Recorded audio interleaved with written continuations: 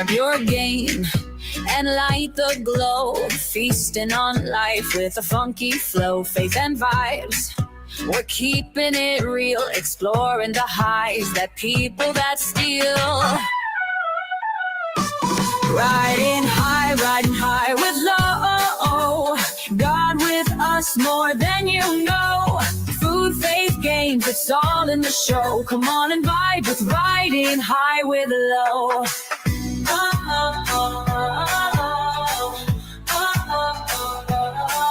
From sunsets bright to starry skies, life's a journey, let's see where it lies. Tasting the world with faith in our eyes, sparking connection at a super high. Riding high with low. Smoking dreams and letting them grow. Food, faith, games, it's all in the show. Come on and vibe with riding high with low.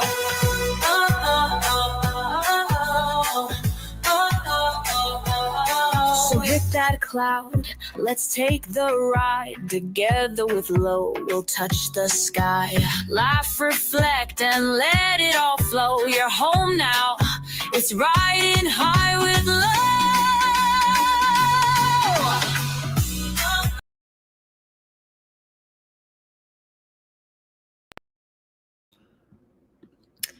Hi guys, who's ever in here. Honestly, I'm not even gonna lie today, guys. I'm kind of thrown off. I have today scheduled for the Freemason video that I'm gonna do, explanation, whatever, and I am gonna get to that. But I just want to let you guys know, today has not been it's been a good day. Obviously, I woke up today, I'm thankful and grateful, but I just learned some very upsetting news. So let me just share it with you guys and bring in a list. Obviously, I'm not going to say it's going to affect a lot of people, but for anybody who doesn't eat pork, this is going to affect you because I don't eat pork. I'm not like Muslim or anything. I just don't eat pork. So basically, someone tells me that one of my favorite candies, which is gummy bears, has pork in it. And I'm like, shocked. But I wasn't too upset at that point yet because it's only one thing. Anything that has gelatin in it basically has pork in it.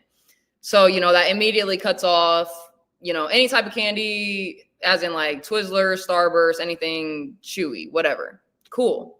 Fine. Dandy, right? Cool. Fine. Dandy. So I'm like, damn, that's actually crazy. So what else? So I went on a whole looking spree of, what I couldn't have. So let me just go down the list for you guys really quick of what all I can't eat, or people who don't eat pork shouldn't eat, because there's so much shit in this world that has pork in it. And it's very, very, very upsetting. But I just had to address and touch on this really quick because it really kind of ruined my day, but it is what it is. I will get over it. I will go back to whatever.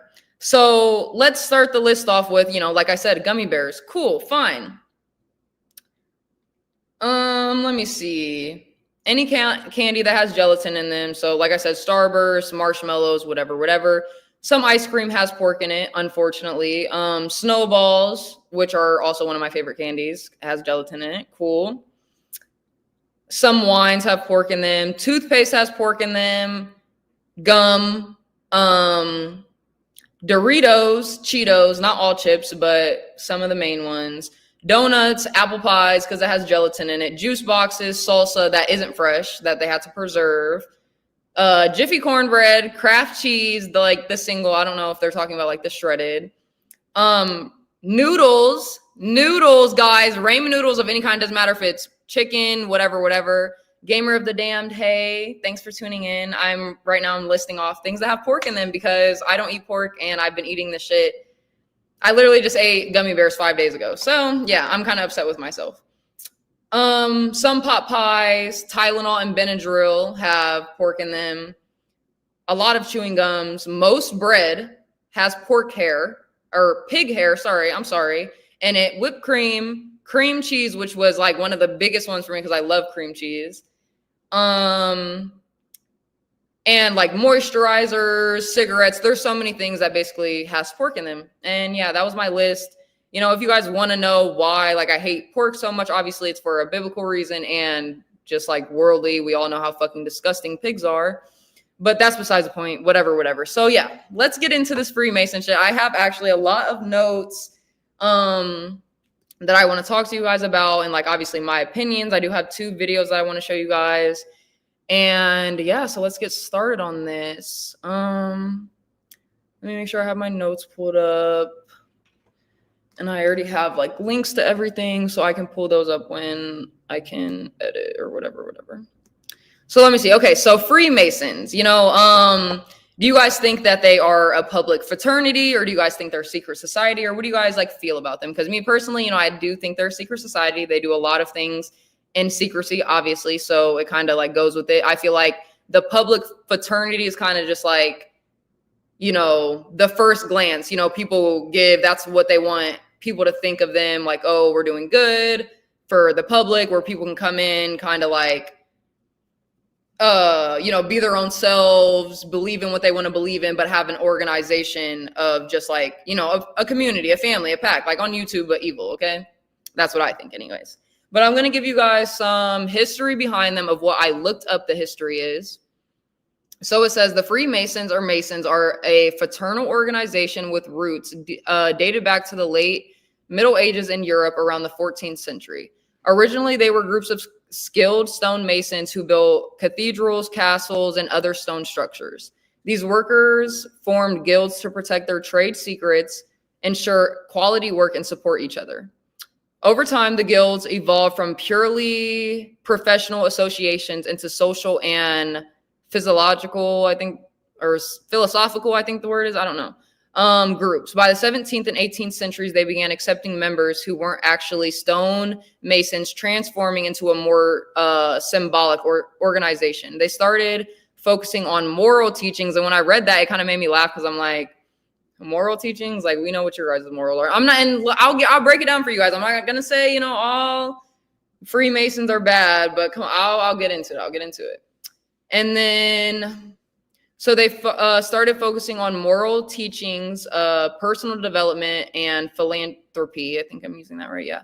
Using the tools and language of stonemasonry as metaphors for building character and improving society.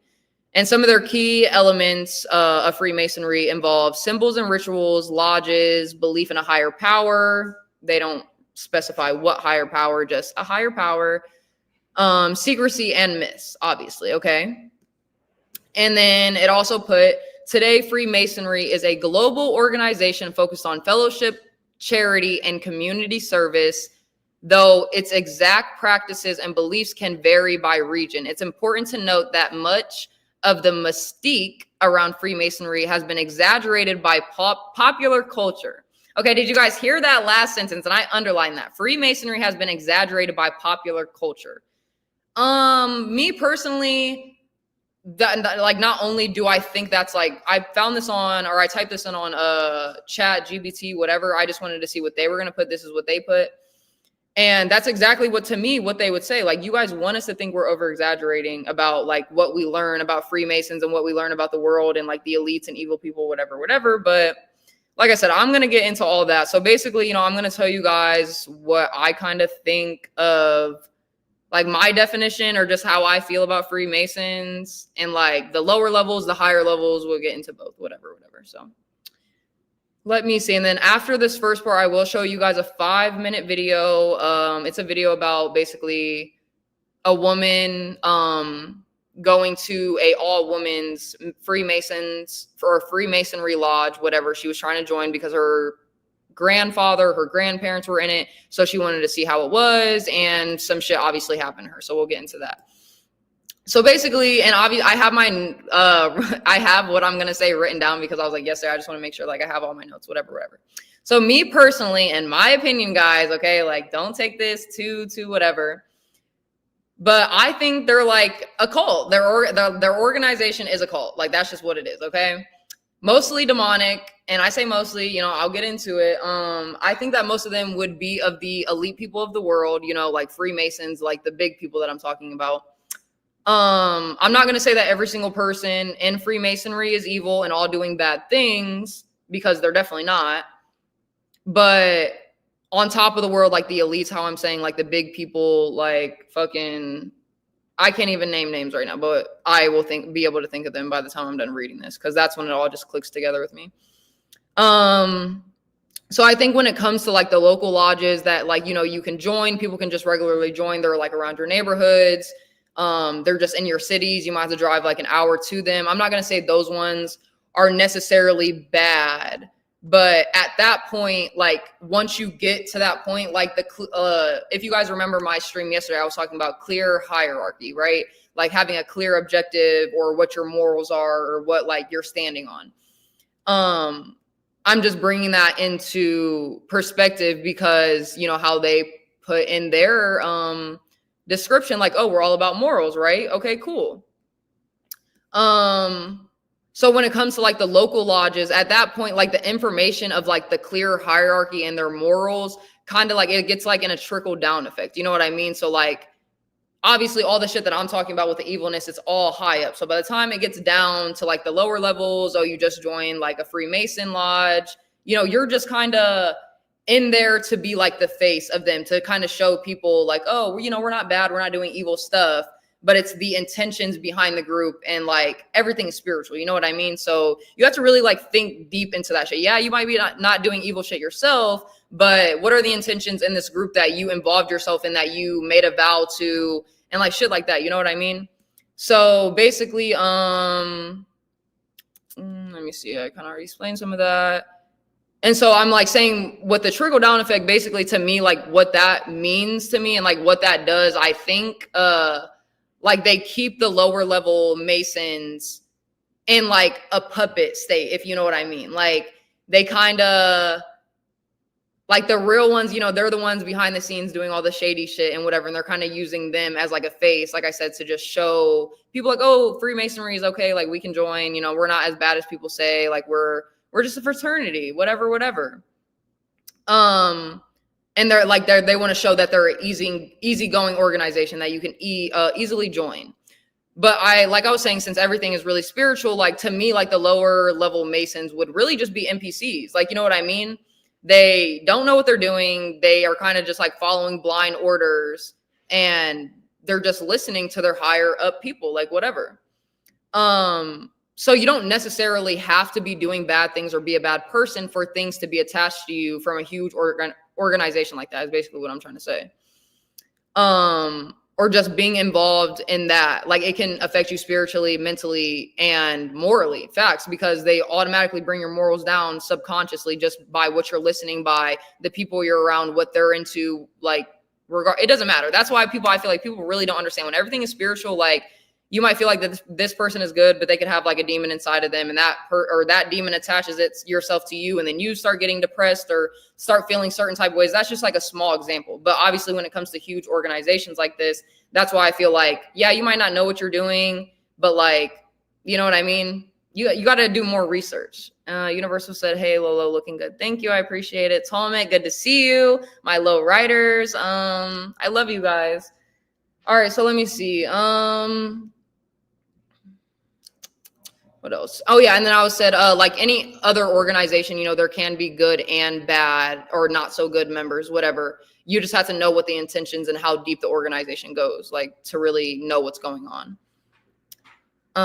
Gamer of the Dam said that's probably what is happening to Boogie right now. No, yesterday, listen guys, when Keem started explaining all that shit and showing like the Sonichu or whatever the fuck it's called, I don't even know. Like, you know, I am kind of like hesitant when it comes to that stuff because people do make lores and like fake news, whatever. But when it comes to like entities and being cursed and things like that, I absolutely 100% believe in that shit. And us just literally seeing that lamp fall on him. Yeah, that could have been him. But just with the videos, everything they were saying, obviously all the information they were bringing up, it's not far-fetched as to like, oh, that can't be true, if you guys know what I mean. Like, so I don't know. We can definitely get more into that, but that's like something like it's kind of the same thing, obviously, with like demons, demonic shit. But like, he obviously burned the shit. He didn't do it the right way. You know, people are telling him to go find witches and, you know, whatever, warlocks. I don't fucking know. Healers. Listen, you got to find Jesus. Okay. You got to get to God. God is the only way that shit's going to be off of you. And that's what I'm trying to tell people, but they don't understand. And no, and then when Becky was saying, oh, I'm a witch, I'm like, all right, good for you, Becky, because you can keep that shit all the way over there. Anyways, that's besides the point. So that's basically what kind of like my surface level like definition, in my opinion, of what like Freemasons, the higher level guys, like I'm not talking about the lower levels, because we know, like we understand, like that's what my definitions are of them. So I'm going to show you guys the 5-minute video really quick, and it's not boring at all. Like, believe me, I can't watch videos that bore me. I just physically can't. So I would never do that to you guys. And like I said, it's about this woman, and you guys will see what happens to her. And then I will kind of explain how I feel about like the upper echelons, the upper elites, whatever, after this video. And then let me see. I seen someone comment. Thomas said low rider, smiley face. Yes, you guys are literally my low riders. They're absolutely wild. What an interesting development. Gamer the Dam said, yeah, and Boogie said in the Discord that he is going to use an Ouija board, and I'm replying telling him no because he will make it worse. He will absolutely make it fucking worse. Like, I'm in the Discord and I didn't see any of that shit because, first of all, guys, I don't know how people can just straight be in Discord. I literally, like, every time I go to type something, there's 10 new messages. So I just can't. Like, it stresses me out. But yeah, I would like to get into contact with Boogie just to help him. Like, yeah, I might not be a part of the local universe or whatever, but listen, I got Jesus and God on my side, and we need to pray for your ass. But okay, let me play this video really quick for you guys. No, I'm actually excited to show you guys this video because when I seen it, I don't know, like I just find this stuff kind of interesting to watch because you really don't know what's going on in the world and like, you know, who are playing behind the scenes and who's pulling the strings and shit. So I think it's just kind of like interesting to think about and whatever. So let me share this screen with you guys. Make sure I'm on like Facebook. I just got to make sure you can't see like my name on here or anything.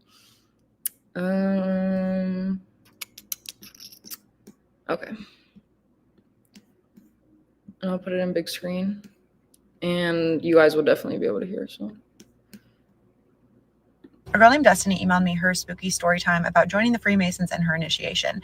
And her name has been changed. She's anonymous. She said she chose to be anonymous because she's worried about them finding her and finding out that she spoke on the subject. She's also sharing this story as a warning if you are thinking about joining the Masons. She said, absolutely do not join. She also warned me about sharing this story and said it was okay if I don't want to because the Freemasons don't like it when they're spoken badly about. That said, I would like to thank Beyonce and I'm going to share the story anyway. Destiny has always known that she's had Freemasonry in her ancestral line. She is in New Zealand. In New Zealand, they allow women to join the Freemasons. In the US and other countries, it's called the Eastern Stars. Freemasons have an extremely rigorous vetting process where they want to know if you're right for the organization and if they are right for you. That said, she contacts them. She gets in contact with a women's only lodge. The lodge is about 7 hours from where she lives in New Zealand. And in the 8 months leading up to when she visited the lodge, they were asking her all kinds of questions about her worldview, her beliefs. And she says in retrospect, what she thinks they do to entice people to join is parrot their worldview. So she would say, oh, I'm all about love and light. And they would say, we're all about love and light. She said, although she's not religious, she does believe in Jesus and a God or a creator. And she told them this, they mimicked it back. And she said that one of the tenets of joining is that you have to believe in a power above yourself. She said when she was initially going through this vetting process, she didn't realize they were using this mimic or parroting technique on her, and she genuinely thought it was a good fit. So when they invited her to visit the lodge, she got in the car without question and drove 7 hours away to visit. She says when she got there, she met with a junior and senior member, and they led her through the building into a kitchen. The building was unremarkable. It was old. It hadn't been updated in years. And there was really nothing special about the building itself. The walls were lined with group photos and pictures of famous Masons, as well as the acknowledgement of rights. She said all Freemason lodges have acknowledgements of their individual rights. She also noticed in various places the seal of Solomon, which she says she knows the lore of Solomon and he was given the power to command demons. I Googled it. This is what it looks like. Her, the junior member, and the senior member are talking in the kitchen for a little while. She brings up the seal of Solomon and they say, oh, most new initiates aren't as well read as you. She remembers the junior initiate saying, we've never had a new initiate do this before, and then she blacks out. She comes to and she realizes she's been in a trance for about an hour, and as she's looking at the two members, she sees them, but she's being... Listen, when I fucking heard that part of she woke up after an hour of like realizing she was in a trance, like it just made like goosebumps on my skin because I'm like, what did they do to her in that hour? Like, what did they attach to her? What, like, you know what I mean? Like, I don't know. And she'll get to it more in the story of like, oh, you know, she kind of felt weird after obviously all this shit. So yeah, but I just had to put that. I thought that was really fucking weird. So think that they could be doing whatever they want to you in that hour is fucking scary to think of. So. Being spoken to by demons who have taken their form. She said that she realized that they realized that she could see the entities that were actually talking through these people to her, and the senior member leaves the room. She said she was struck with the overwhelming urge to tell the truth. It was like she couldn't lie. They asked her if she had any concerns, and she said she needed to know if her soul was safe. They were like, "What do you mean by that?" And she said, "I need to know if this organization is in line with my morals." And they said, "What do you mean by that?" She brings up the fact that she saw entities speaking through these people as she's talking to them. And they say, "Yeah, when you join, you have an angelic being that attaches itself to you." And she says, "Well, what is your definition of angelic?" They tell her that if she chooses to stay with them and go through the process, her angelic being will ultimately help her reach the highest level of consciousness and help her reincarnate not on this earth. She was also a musician at this point, and they promised to connect her with all kinds of well-connected people in her country to help further her career. They have her sign an oath, and she does, but she realizes that she's not going back, and she says that she thinks that they realized it too. When she gets into her car, she FaceTimes her mom, and her mom immediately says, "What's wrong with your face?" She says she could see her face in the camera, and it seemed like her face was morphing. When she tried to talk about the experience to her mother, she said it was like there was a spiritual hand over her mouth preventing her from speaking. At this point, I feel like it's important to tell you guys, she told me this story in a voice memo that she emailed me, and after she told me this part, she went quiet, and I could just hear her breathing. It was so strange. It was almost like she was struggling to get the words out. She said after that point, when she went back to her town, she started having all kinds of intrusive thoughts that she's never had before. One's telling her to unalive herself, and just very, very dark, depressing things that she never experienced before. So she knew she needed to get help. She went to a local healer. Local healer tells her that she has an entity that's attached itself to her. The healer does some kind of ritual, she didn't tell me what, to get the being to unattach. She goes to work the next day, but she's feeling completely sick. She gets up to go to the bathroom at one point, and as she's closing the door to the bathroom, she hears one of her coworkers scream. So she leaves the bathroom, she goes to her coworker's office, and her coworker is like just ghost white, and she says, "What happened?" And her coworker said, "I just watched you walk past my door in the hallway, and I saw something follow you." She says in her line of work, it is completely unprofessional to talk about things like this. And she had never told her coworkers about what she went through at the lodge because she wasn't able to talk about it. So at that point, she knew that she needed more help. She felt like this thing was still attached to her. So she goes to a priest. The priest gives her a prayer. They say the prayer together. She goes to the bathroom afterward, and she said it was like she watched her face morph again in the bathroom of the church. Destiny also sent me all kinds of information about this prayer and Mason rituals and rites. She said that she wanted to share her story to A, warn people not to join, and B, if anybody needs help getting out, she said that she could be a potential resource for that, and I could forward her. To be honest, I don't really want to be the middleman. So if you want her to reach out to you, maybe just like leave a comment, and then I can let her know that that's how we're doing this. This is page 1 and 2 of the document of the prayer of release that she sent me. So you can read this and pause if you need to. But she said that she believes the Masons speak in opposites. So when they say light, they mean darkness, and they believe that Lucifer is the light bearer. She does say she feels much better now. And although she's not successful as a musician, she feels like she made the right decision and has no regrets. Keep sending me your spooky, scary stories. I'll keep adding them to this playlist. And there's polls on my Insta every day where you can. So yeah, guys, that was the video that I seen that really kind of made me want to talk about Freemasons. You know, I kind of been into it for a couple years now. I've kind of always been a conspiracy theorist, but that video kind of just got like, you know, it got my rabbit hole like even deeper, because I'm like, oh yeah, I haven't been into it. I haven't like been really thinking about it, whatever. And like I said, so one of the first main points to me was the trance part. Like, you know, we'll put that as the second point. And the first part to me was the parroting part. That's what I was talking about when their clear hierarchy and like what they're talking about and the intentions behind their organization, you have to really look into, because you don't know what they're talking about. Like how she said, when they're talking in like parables or, you know, phrases, whatever, when they're really talking about light, they're really meaning dark and like what they truly believe in. And so just because you might believe in Jesus or, you know, a higher power that isn't Lucifer, Satan, whatever they believe in, that doesn't mean that stuff can't get attached to you and can't like ruin your life mentally and physically. As you see, that woman, if this story is real, had only went there one time, was in the trance, didn't need to go back. She already felt that she didn't need to go back, and she already had something attached to her, and she had to physically get it removed by a priest. So that should let you know, like, it doesn't take too long for something to get attached to you. And like, you don't know what people are doing behind the scenes, or even if she wasn't in a trance, you know, just by her stepping in that building or her going in there together, that could have been a door open to her on the spiritual side. Like, It's really kind of hard to explain. I am not the best explainer. I'm not the most articulate person when it comes to things. Like I kind of just have everything in my brain and I try to explain it the best that I can. Okay, and then so let me kind of give you guys my opinion on like the elites or like the people behind the scenes, as I like to put it. So honestly, I think that they're all being used by spirits. Like in that video, you know, she came and awoke to being able to see something in the spiritual realm, the entities talking through them. And that's what I really think. Even if a person doesn't think that they could have an entity talking through them, if you're not talking good, positive, love, light, you know what I mean, the things of Jesus or just the things good of this world, then most likely, in my opinion, you have something working through you. And that's how I feel.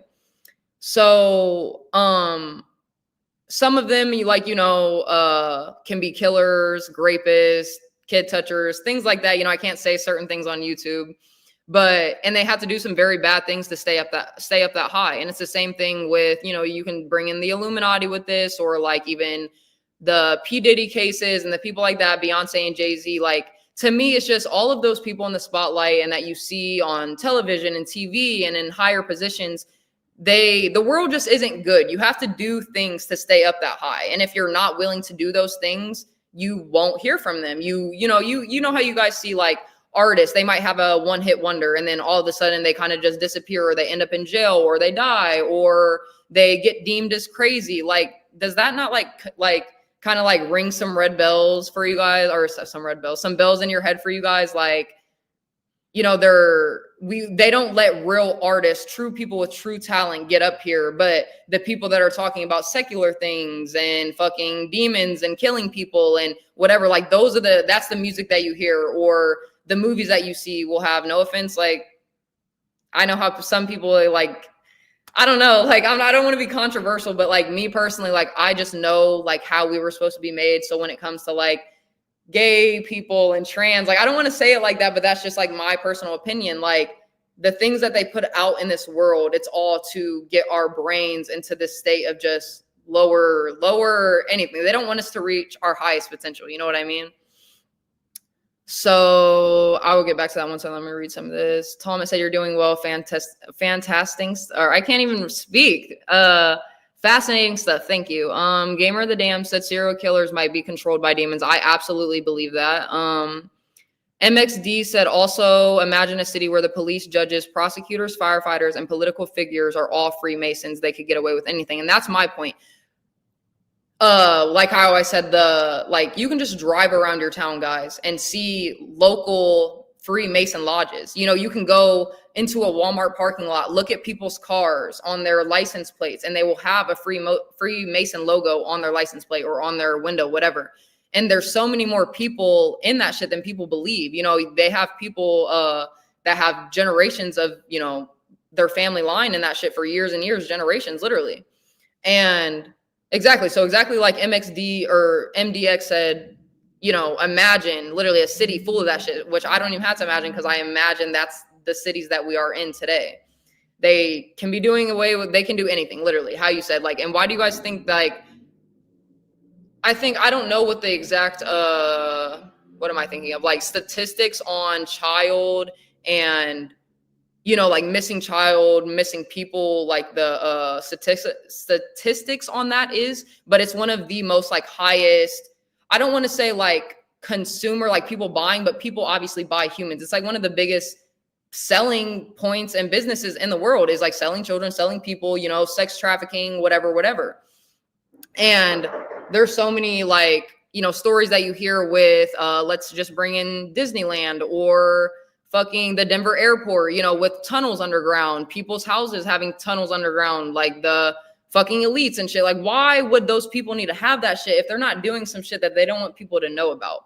And it's just like, even if it's not necessarily, they don't want people to know about things, like if you're doing something that much in secrecy, it's evil. Like, that's just my opinion. I don't know. That's just what I feel. Because that's also like what you see. If someone's doing something in secrecy, it's most likely bad. So I'm going to have that conception on most things that are in secrecy. So, and then Gamer of the Dam said, I learned that from Zach Baggins. I don't know. And yeah, very true. No, MXD or MDX, I'm sorry. That is 100% true. And that is the world. Those are the cities that we live in. Okay, so let me see where I stopped off in my notes. Okay, and then to me, so like why I think that they do run the world, my first like main and like biggest point, I don't really have many 2 points after this because it's like, what other point do you need besides this? But my first and overall point is their like main point to me is that they're trying to separate people from God or good, as you know, whatever, however you want to put it. Because they already know the whole main point to them is like, okay, we already know where we're going to end up. You know, we already, like God has said, everything is already written, you know, the devil has lost. So they know like, okay, we're on the wrong side. We've already lost. We already know we're damned to go to hell. So let's bring as many people as we can with us down. And that's like their whole goal. I have so much notes, guys. You don't even understand. I literally I was like, okay, I need to have so many notes so I can talk about so much tomorrow. And so they want to, yeah. So basically, like I said, so they want to take as many people down with them as they can. Like I said, that's my biggest point. But my second point is that they want to keep us in a state, basically, that is easier to manipulate us. Manipulate us, like just like keep us in, like how I said, just a lower level, like of how they're keeping their lower level masonries. I don't fucking know how to explain it, guys. But that's why like I try to express and like explain to people so much why God is so important and just spiritual, you know, being in tune with yourself, being in tune with God, because you know, you don't want to fall victim. I'm not even just talking about, you know, this is like just a general point. Like you don't want to fall victim to people's lies and their betrays just because like they're saying something on the surface. Like you really have to look beyond people, like look past, you know, the physical being, their eyes, like whatever. Because a lot of the world is evil. The world is evil, guys. And I don't know how easily or easier I could tell you that. Because they say, oh, they're not a religious society, but a moral society. They're not a religious society, but they're a moral society, even though you have to believe in a higher being. That just doesn't make any sense. So you guys aren't religious, but you need to believe in a higher. Yeah, it doesn't make any sense to me. And that's why my bells automatically ring as in evil, the devil, like Satan. Obviously, that's what the fuck they're following. And they know the truth behind, you know, the Bible and whatever else, and the truth behind God and like where we're supposed to be our higher selves and whatever. Oh, Garion. Guys, you don't know who Garion is, but Garion is my twin. Or I mean, some of you guys might, but Garion, hop up here, talk about Freemasons with me. It's an open panel, guys, if you didn't know. Let me see. So yeah, they say they're not a religious society, but they're a moral society. So, and they also like basically, if a Freemason can't say that they believe in like the Trinity, the Son, the Holy Ghost, and the Father, like, you know, as God, like, you know, the Trinity and Jesus as God, then they are just different than just Christians. It's as simple as that. Like they can say, you know, they're all for good and light and bring in communities and, you know, we're doing morally good stuff for each other and whatever. But it's like, you guys do things in secrecy. A lot of the stories we hear have shit to do evolving around children, obviously, or what they do involving children, people, kidnapping. Let's not even bring in the fucking adrenochrome, whatever the shit is. It's like when you kill a child. Oh, sorry. I don't know when you unalive a young person, their adrenaline, they basically get them in this state where it's like before they unalive them, their adrenaline is rushing, right? And that adrenaline goes through your blood and they unalive them in that moment so their blood can stay that. And I guess like their conspiracy is they think that like it makes them younger or it keeps them. I don't know exactly what their thoughts and shit are behind it, but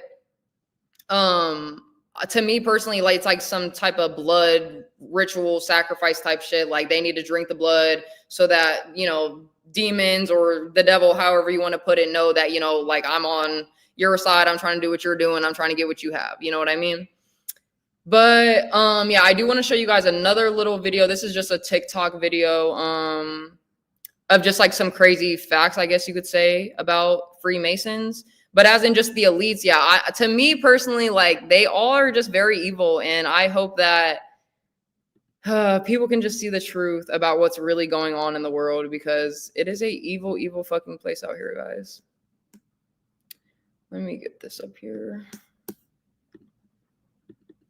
And I hope everyone's day is going amazing. I know, guys, I came up here like I was really upset, guys. I'm really upset. Okay, I don't eat pork, and there's pork in absolutely everything. So yeah, I can get back to that in a minute. I'm not even like getting into that. So let me share this screen with you guys.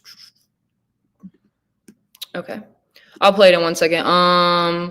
Adrenochrome, I've heard about this. I think you're right to keep them younger. Yeah, and like not even just that. Like, let me bring in this little video. I'm not gonna bring it in, but I'm just gonna talk about it. If you guys have ever seen the video of Sandra Bullock and Ellen DeGeneres, and if first of all, Ellen DeGeneres is a nasty ass, fucking evil ass bitch. Don't fuck with her. But they were both, you know, on her show one day. Ellen had asked Sandra, you know, how do you make your skin look so young? Like, what do you do? What's your, you know, your daily routine, whatever. And she basically says, you know, oh, like, people kind of, when they're up in our spots, they, you know, we do like facials. And she's kind of explaining, and like, you know, Ellen obviously is a part of this shit. So, but they're just making it seem like that for TV, that she doesn't know too much. And she's like, oh, well, you know, tell me about these facials. Like, what type of like, I guess like ingredients, I can't really think of the word that I'm trying to use. What kind of ingredients are in the facials, whatever. And she goes on, Sandra Bullock goes on to say, oh, you know, like basically what's in the facials that we do to keep our skin looking so young and whatever is we use foreskin from a penis from children far, far away. That's exactly how she put it. She didn't say, oh, we're from, she just said, we use foreskin from a circumcision from a child far, far away. And like, they just kind of start laughing, and like, it's very eerie, and just like, it's like, that's in a real Ellen DeGeneres live. Like, I like that alone should tell you like, oh, they're using facials with, and you know, it kind of goes with even the pork shit, you know, shit that we couldn't even think could be put into food or medicines or just our daily things that we use. It definitely fucking can be. And who knows how much shit, not even just pork, but like baby fucking foreskin is in our shit, and animal products, and I don't even know. It's so crazy, guys. But hold on. Thomas said, is the belief they have allegedly. Yeah, pretty good day so far. I'm glad to hear that. Just as Low said, adrenochrome is a chemical compound produced by the oxidation of adrenaline. Yep. And what the fuck, that's wild. That is eerie. Maybe I can pull up the video for you guys, but I do want to show you guys this video really quick. The Freemasons have been at the center of conspiracy theories for centuries. Let's uncover 10 of the most shocking stories that still leave people puzzled. Did you know most of America's founding fathers were Freemasons? Some believe they embedded secret Masonic symbols all over Washington, D.C., even on the dollar bill. Many believe Freemasons were behind the French Revolution, using their influence to overthrow the monarchy and spread their ideals of liberty. Some claim that Freemasons were involved in the assassination of John F. Kennedy, protecting powerful members from being exposed. The Freemasons are known for their mysterious rituals, but some say these ceremonies involve occult practices and even communicate with otherworldly forces. Are the Freemasons linked to the Illuminati? Many conspiracy theorists believe these two secret societies are working together to control global politics. There are whispers that the Freemasons had a hand in starting both world wars, manipulating global events to strengthen their hidden agenda. That was literally, it was just a short little TikTok video. Just to bring some things, just because most of that shit that they said, I absolutely do believe, and that kind of went with what was his comment?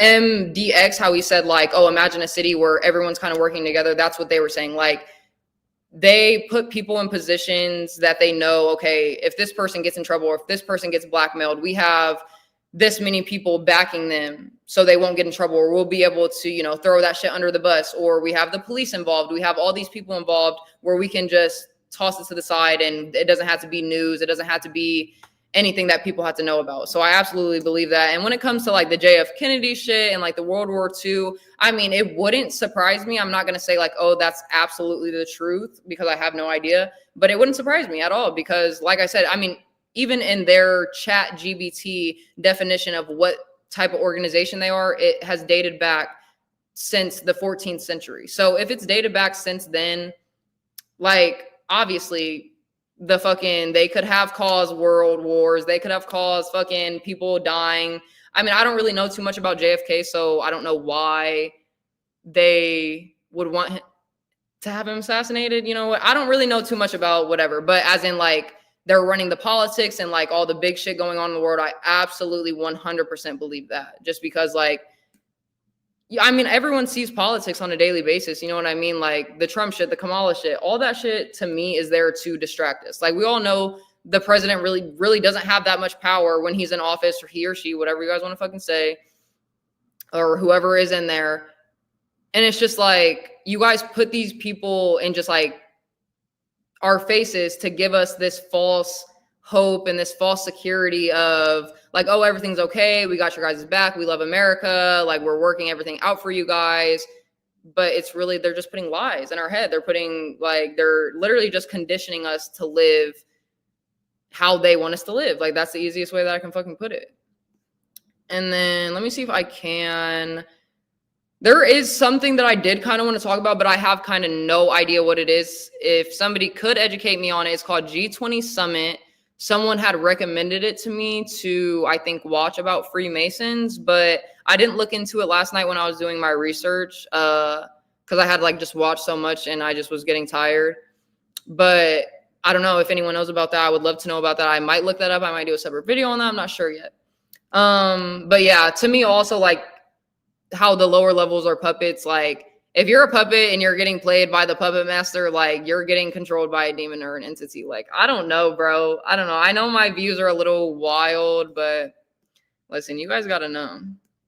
But I am going to try to find this. I don't know if I should look on YouTube or Facebook because I think I did. I seen it on TikTok, but I don't know if it would still be on there.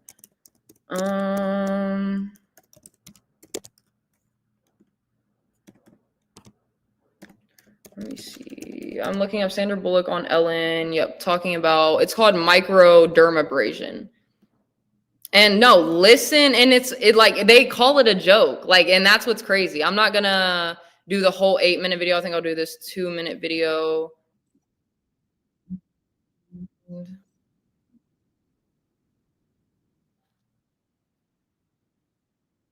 How many, did you get the whole cast of Ocean's 8 to do this? Yeah, so this is the exact video that I sent. Okay, let's talk about this facial that you're obsessed with.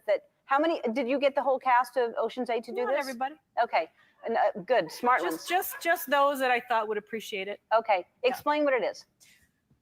Well, it's this way in which one forces through microneedling. It's like a little roller with these, some of you, I think many of you know it, and it pushes through the skin and ruptures the collagen and then boosts it. You look like a burn victim for a day, but then it pushes. What are you pushing into the skin, Sandra? What did I say about collagen, guys? Collagen. What are you pushing into the skin? Well, you push in whatever the facialist would like to insert into your pores. But what is it? It is an extraction from a piece of skin that came from a young person far, far away, and they somehow figured out how to extract. It's foreskin from a Korean baby. That's what it is. Okay. Who comes up with this? I don't think. It's not like I'm lying there with little pieces all over my face. It's like, who thinks of collecting it and having it for, we'll do something with this someday. And why didn't we come up with that? Right.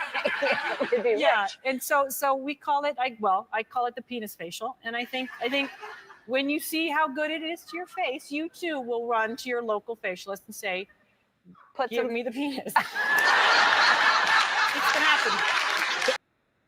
Oh yeah, guys, that video, I seen that shit fucking forever ago, and that was like one of my things that kind of made me fall into my rabbit hole of like, that was a car beeping outside, or a truck or something. That just made me completely lose my train of thought. But yeah, that kind of was like one of the main videos that made me kind of fall into my rabbit hole of just the adrenochrome and, you know, hashtag saving the children, the shit that's going on in the world, the pedos, a whole bunch of stuff. And it just makes me very sad to like see that they're sitting there making a joke out of it. Like you could see like, okay, Ellen kept on pushing, like, okay, explain to us what it is, explain to us what it is. And she didn't really want to say it, but it's like, they know that they can kind of make a joke out of it. And it's on, you know, a TV show that is mainly joking around. So of course, people in the audience are laughing and they think it's all a joke, but they're literally like, that's how they do it. They put things in joke forms, or let's say like commercials, movies, things they like saturate our mind with. And then at the end of the day, they can't say like, oh, we didn't show you guys just didn't look out for it enough, or you didn't pay too much attention, or you didn't believe when we were joking around. You know what I mean? And that's why I don't take none of that shit as jokes, because listen, like, I feel like even like, you know, myths and shit, they all have some type of like truth to them. Like, people didn't just come up with this shit out of nowhere. People didn't just think of this shit out of nowhere. Like, something had to been around for this person, or something trickled down years and years, and then they made up this shit. And I don't know. And even how, like, the one thing I can say, Ellen asked a good question. She said, who just sits there and think like, oh, let's put this to the side and we'll use it one day? That was a good question, because who really does that? Who took off a foreskin off of a child's whatever and like literally did research on it, was like, oh, we can use this to make, supposedly to make people's skin more clear, to make them look younger, to make them stay younger, whatever. I really want to know that. Like, and that alone should I feel like should tell you guys, like, okay, if they can do that and they are putting like something like, cause I don't know, to me, it's like, oh, you know, circumcision, you just throw that shit out. After you're done, you're a doctor, you throw that shit out into the trash. So who really ever sat there, grabbed it, took it back to the bag, fucking did research on it? Like, you had to have some intentions or just underlying like issues, literally borderline issues, for you to go ahead and do that, and somewhat of just evilness in your soul to be like, bro, like, yeah, let me take a baby's circumcision skin, his foreskin, and put this into people's skin. Like, I don't know. Thomas said, what the fuck? Yeah, no, that video is wild. Ellen lives in the Cotswold now, and that's not that far from where I live. Is that like a rich community? I'm not sure what that is.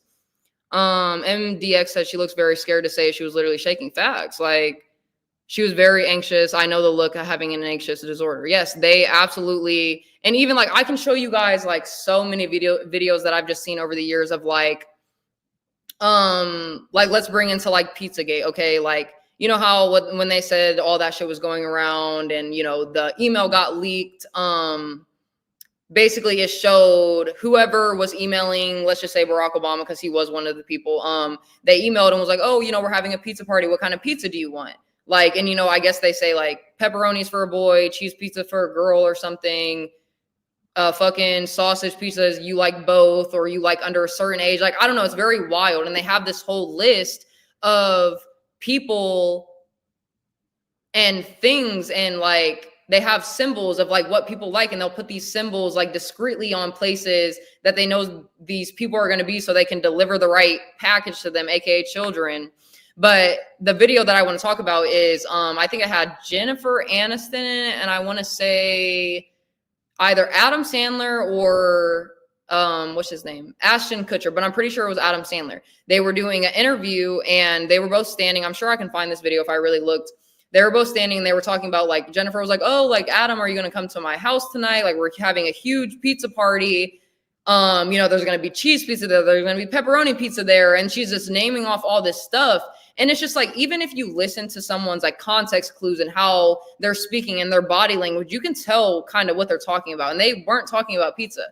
And that was on a live interview. You know what I mean? And not even just that, like The Rock, I think Dwayne had said it at like a, I'm not going to say MVA awards, but whatever type of awards that they go to.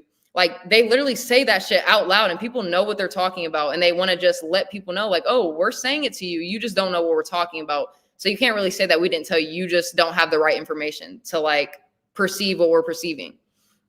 So yeah, and that's why, like, I could go on a whole rant about who I think is in the fucking Illuminati, the fucking upper echelons, the elites. Like, obviously, as you guys see, Diddy was just the little piece of that shit. They're going for Beyonce and Jay-Z next, which they should have been did that shit. But all of them, Usher, fucking like I said, Adam Sandler, you know, movie actors, people you don't even think that would be in that shit. They're in that shit. Like Obama, Michelle, fucking Trump, shit, Kamala. I was even talking about that with someone last night. Like, we know why they want these people in office, and we know why they want these certain people to be, you know, why do you think they don't fucking change out not senates, but like politician people for like 60, 70, 80 years? Because they want these people to become accustomed to it, and they want them like, oh, we don't want these new people who, you know, believe in God or believe in good things, that we shouldn't be doing these bad things, to be in our circle, because then they're just gonna make things harder for us and we won't be able to sneak around how we do. You know what I mean? Whatever. I don't fucking know. Gamer the Dam said Cotswold is outside of the Gloucester in UK. I'm gonna have to look that. I'm actually gonna put that in my notes next to G20 Summit. Because those are two things that I have to look up when it comes to this, because I plan on doing like a part 2 to this, because there's so much more to talk about with this shit, guys. I just want to kind of give you guys like what my definition of them was, what I kind of thought of them. Like, I definitely think that they run the world. And you know, like I said, there's always evil going on in the world. All right, I'm done putting that in my notes. And I do have another video for you guys when I am done talking about this. It's the forensic files video. Today's kind of just like a what's going on in the world, crazy shit happening. So just bear with me, guys.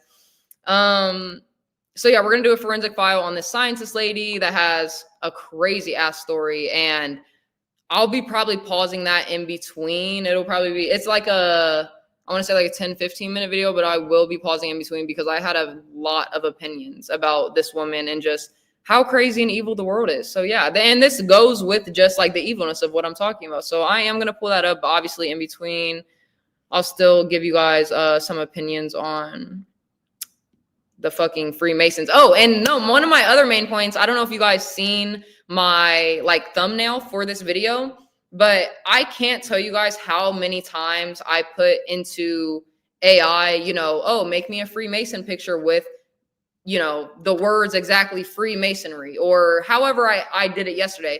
I'm not even lying, guys. 10 plus, 15 plus tries, and it still didn't come out right. If you guys go look at my video, they will not spell out Freemasonry in any AI. They don't want you guys speaking about it, like how that video of the woman saying, like, you know, Freemasons don't want people talking bad about them. They're trying to get the good news out about them and shit. So it's like, even with Chat GBT, they physically could not give me a perfect AI photo. And I've gotten perfect AI photos off of, you know, just my name or words that I put in there specifically, but it would not give me the perfect AI photo for that. And that just like, it's like, that's example. Like, that's just another example. Like, they don't want you talking about that shit. They don't want you doing information. They don't want you to get the right information on them. And it just sucks. Cause like, I'm like, what the fuck am I supposed to do? I'm just a regular person. All I can do is just talk about it on my little podcast. Like, I don't know. But yeah, let me pull up this forensic file for you guys, because no, honestly, guys, I'm not even the type of person to watch like documentaries or, you know, murder things, because I don't really like watching that kind of stuff. But someone had sent this to me and was like, oh, you know, this is a really crazy story, whatever, like, I would love to know your opinion on it. And when I watched it, like, usually, like how I said yesterday, I kind of don't feel like super bad feeling. I'm not gonna say bad feelings, but I just can't really feel when someone like tells me a story about, oh, someone dying or someone got raped or killed. I can't really, since I've never gone through it, I can't really imagine how it feels, so it doesn't make me that sad. But at the end of this video, I literally was like mind blown, because I'm like, damn, people are crazy. So let me put this up, because oh my goodness, we're doing like a watch party today, guys. Like forensic files, crazy stuff, Freemasonry. Let me see.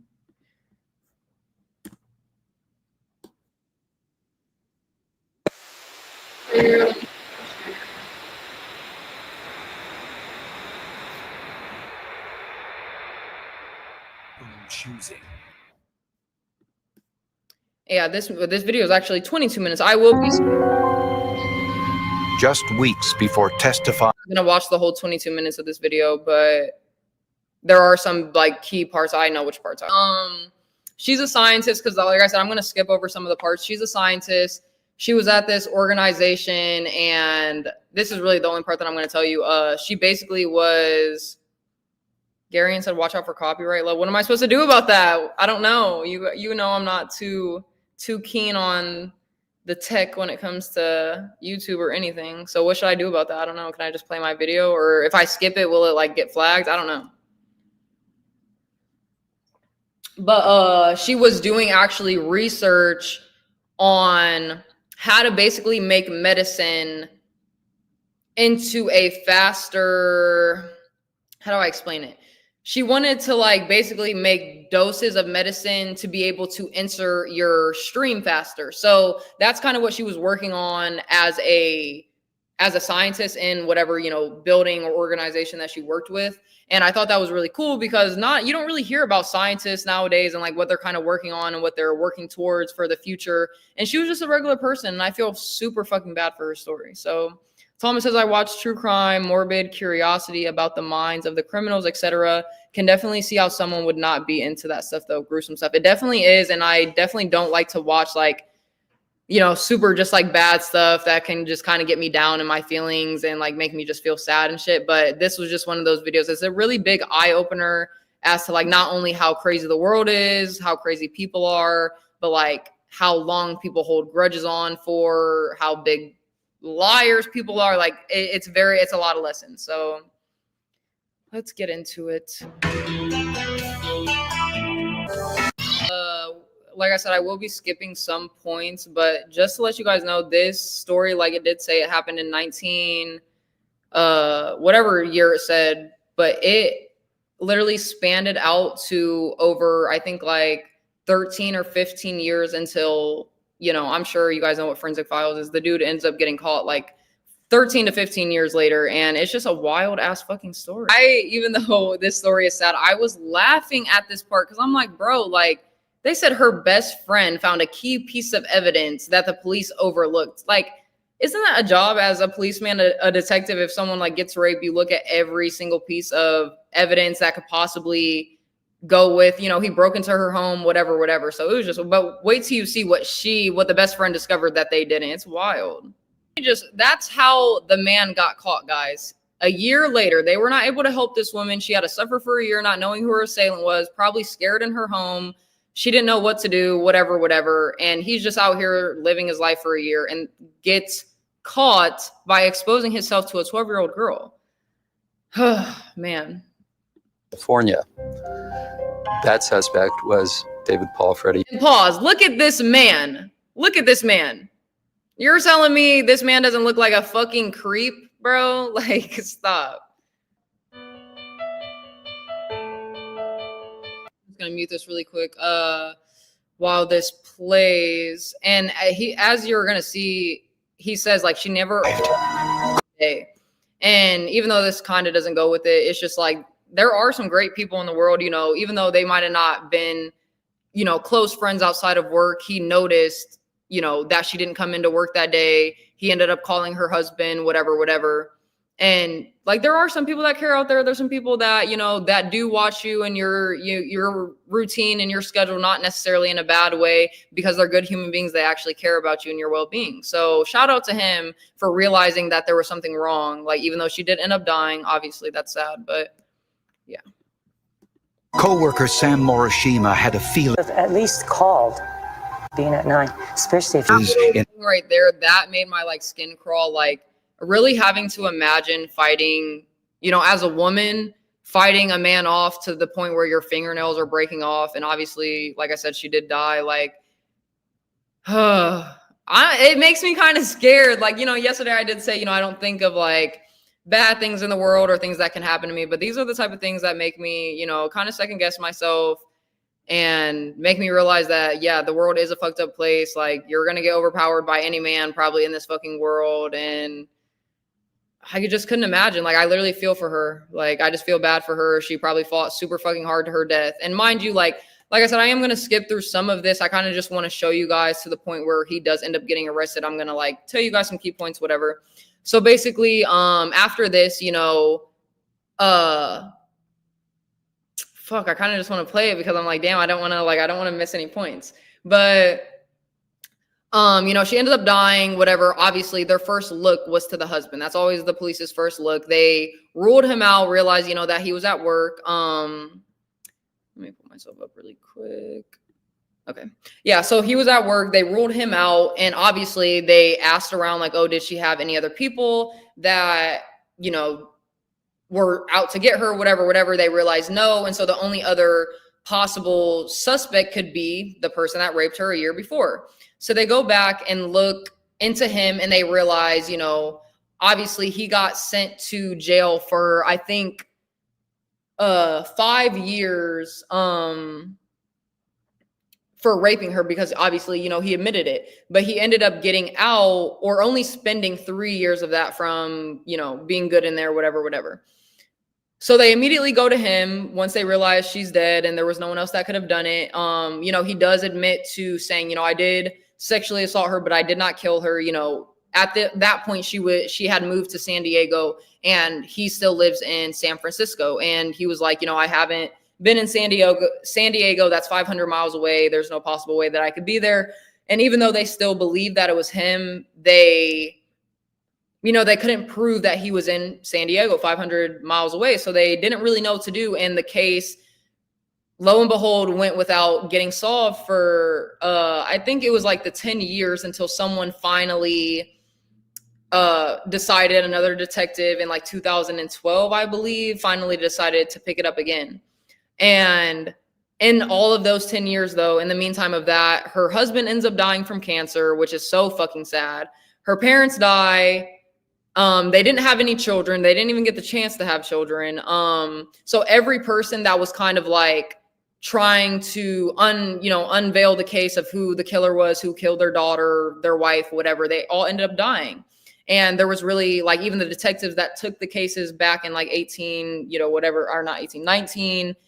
or 90s, whenever it was, they had all like dropped the case, or they ended up dying just like the rest of them. And a new detective in 2012 or 13, whenever it was, decided to pick it up and look into it again, because they had new technology and things that they could do that they couldn't do 10 to 13, 15 years ago, back in the day when the case had to happen. So obviously I'm going to skip it to the end where they finally fucking get this dude, and how they get him is crazy. That's kind of what I wanted to show you guys, because like I said, it was the 10 to 13 to 15 years. He got out of jail after those 3 years. He literally made a business out of himself. He was a businessman. He lived his life. He lived a great life, actually, had children, whatever. And the things that they found years and years later is, the key points into how he gets caught. So that's kind of what I want to show you guys. In Helena's eyes, not only that, like, obviously they get into details with this. She had hemorrhages in her eyes. He strangled her. He didn't, and I don't think he sexually assaulted her at this point. He just killed her. And like, mind you, this was a year later. So he raped her, guys. He sexually assaulted her. And I don't think they ever told us the motives of why he picked her in the first place. It could have been random. It could have been he was watching her. Who knows? Who knows what goes through rapist minds, whatever. But, he chose her, whatever, did what he did, got caught, went to jail for those 3 years, or however it happened. I don't know exactly like the timeline of the story. She moved all the way to San Diego. He held on to that grudge it's his fault, but of her telling the police on him, him getting caught. He held on to that grudge for so long, and then decided, when I'm out on bail, I'm going to go kill this woman. And, he obviously got away with it for 13 years. So he did something right, but he still made mistakes to where they caught him. So yeah, it was just absolutely wild. And I feel for that woman, her husband. He ended up dying, I think they said, like a year later after she got murdered from cancer. So just everything in their whole life was fucked, like literally. Indication of strength. Under Helena's fingernails were tiny traces of what appeared to be blood. And that is a key part. So basically, the blood that had gotten under her nails that were broken off, or that they had, clipped off of her, whatever.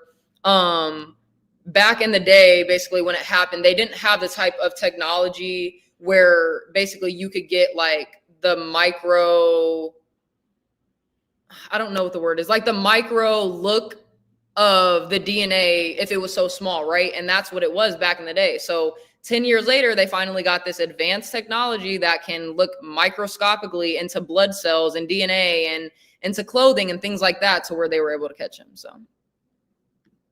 Unfortunately, the sample was too small for forensic analysis. I mean, what comes to mind when there's a bizarre murder crime of It was just Usually a romantic interest, and the husband is often As scheduled for Helena's sexual backstage, let's bring them up. MC Nemesis. Hello. Hey, welcome. how's it going? Pretty good. How are you? Can you hear me well, or? Yeah, I can hear you. That's good. How is your day going today? Pretty good. Are you familiar with me? Aren't you from John's channel? No, I don't know who that is. Where are you like familiar with Ruby or like Found Me I'm Random? a rapper. I'm a rapper. Do you like rap? Rap? I listen to rap a little bit, yeah. Like what kind of rappers?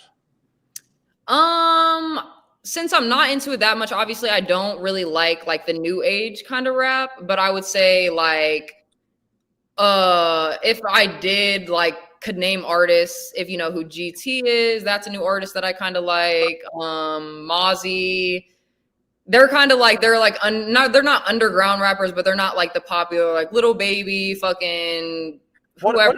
I wonder what people consider underground. I feel like any type of artist that aren't in like the big spotlight, that their music is on like the billboards, those are kind of like underground artists to me, because a lot of people don't listen to them. Hey, that's true. I only got like 10 followers on Amazon. I've just started. Really? No. Will you drop your thing in the link so we can go look at your music? I would absolutely love to hear it. Yeah, sure. So were you listening in on my Freemasonry topics or my forensic file? Was there like something that you wanted to talk about, or you just came up just to, talk to me, open panel?